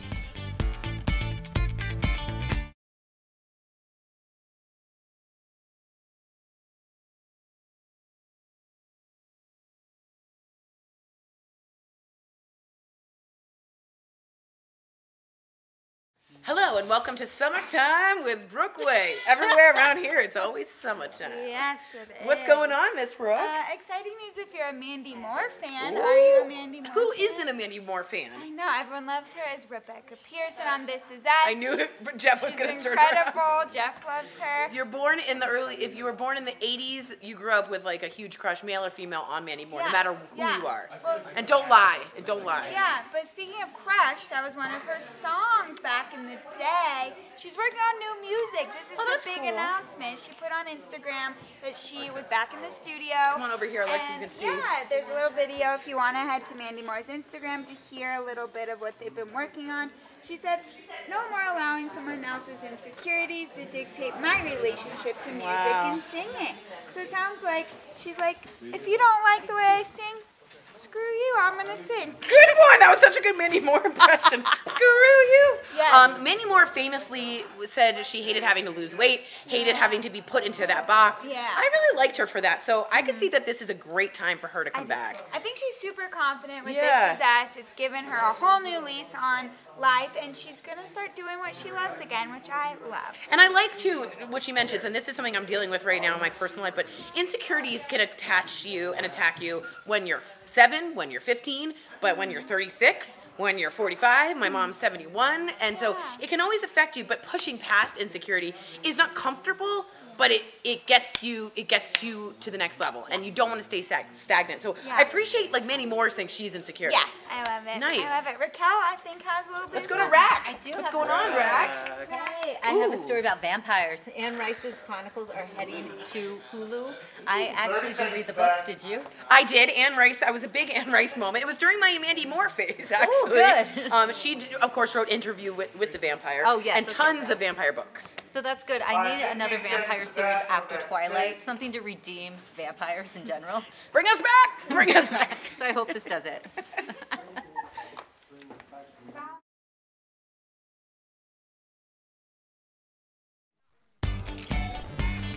Welcome back to Daily Blast Live. Today we are shining the DBL spotlight on a Dallas cop who made it his mission to get the kids in his community the shoes they need.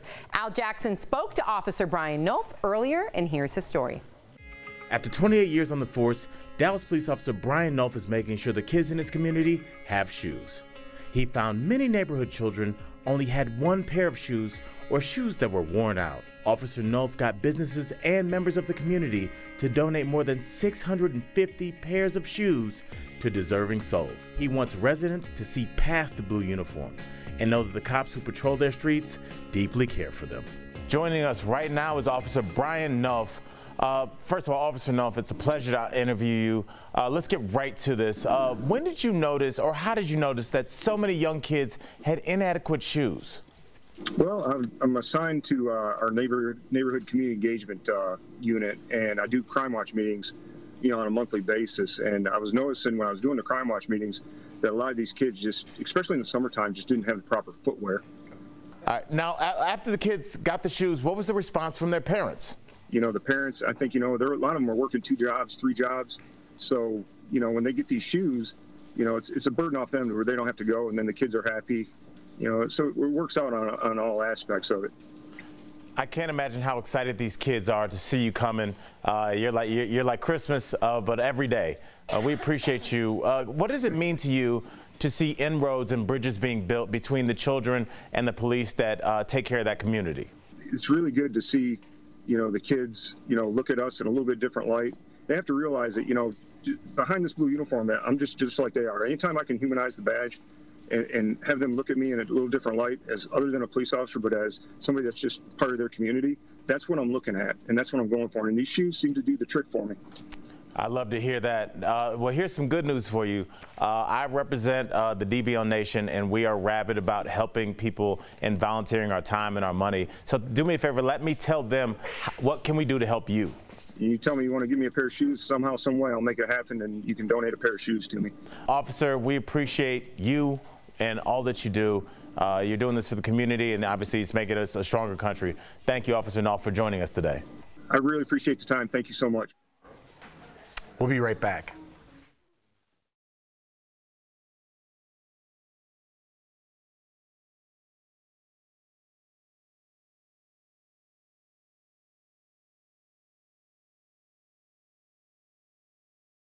Yeah, share. Oh, we have a Spike story, everyone. Sharing's From Eric caring. is just gonna say.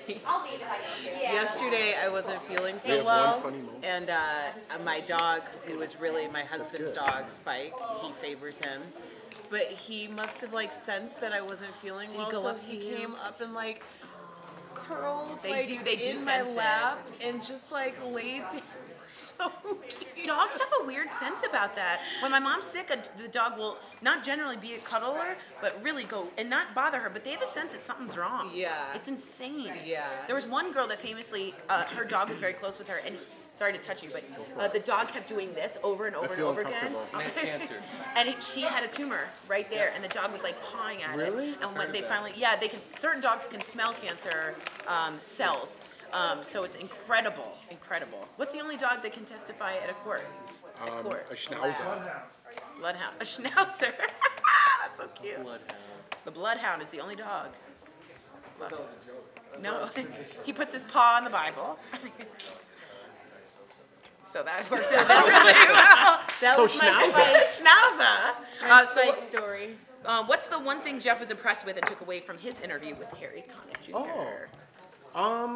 Just, I mean, that his involvement with cancer, that his wife went through cancer, and then wanting to give back. I mean, Harry doesn't have anything like that. So he just wanted to give back an appreciation of what his wife went through. I thought that was very giving of them. He doesn't have to do that. They don't have to do that at all, but I thought it was very giving. And they were very giving of their time. They were busy when I was there. The interview was pretty short, but they gave us some time, which I appreciate. And, That's so nice. Yeah. Katie Couric famously, her husband died, her first husband of colon cancer, so she had an on-air colonoscopy, and this was way back in the 90s, and it put a lot of people to getting a colonoscopy because it's uncomfortable to talk about. Yeah. And it's not comfortable to be. That's why I told that story about Martin Short, because I heard it one time with Martin Short, Tom Hanks, and Steve Martin.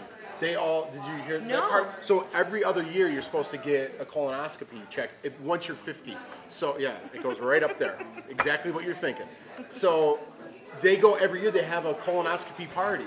So they play all night and they drink their juice that they have to drink for their stuff. Oh, that's they play so cards all night and the loser has to go first. That's awesome. And they make like kind of a weekend out of it. So that's what I asked him if he did something like that. Because if you did something like that to make it more relatable, it makes it a little easier. It's not comfortable, And it's important because it's the most treatable, right? Most treatable cancer you can have, but the one that is the least treated. Because people don't want to do it. Right. Actually, both sides of my family. Really? All right, welcome back to DBL. A blast from the plant. Oh, we have some funny moments from the show.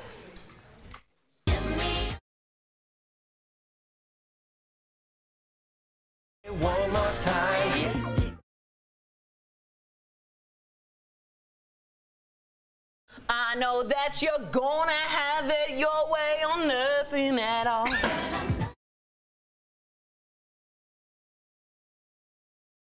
Girl.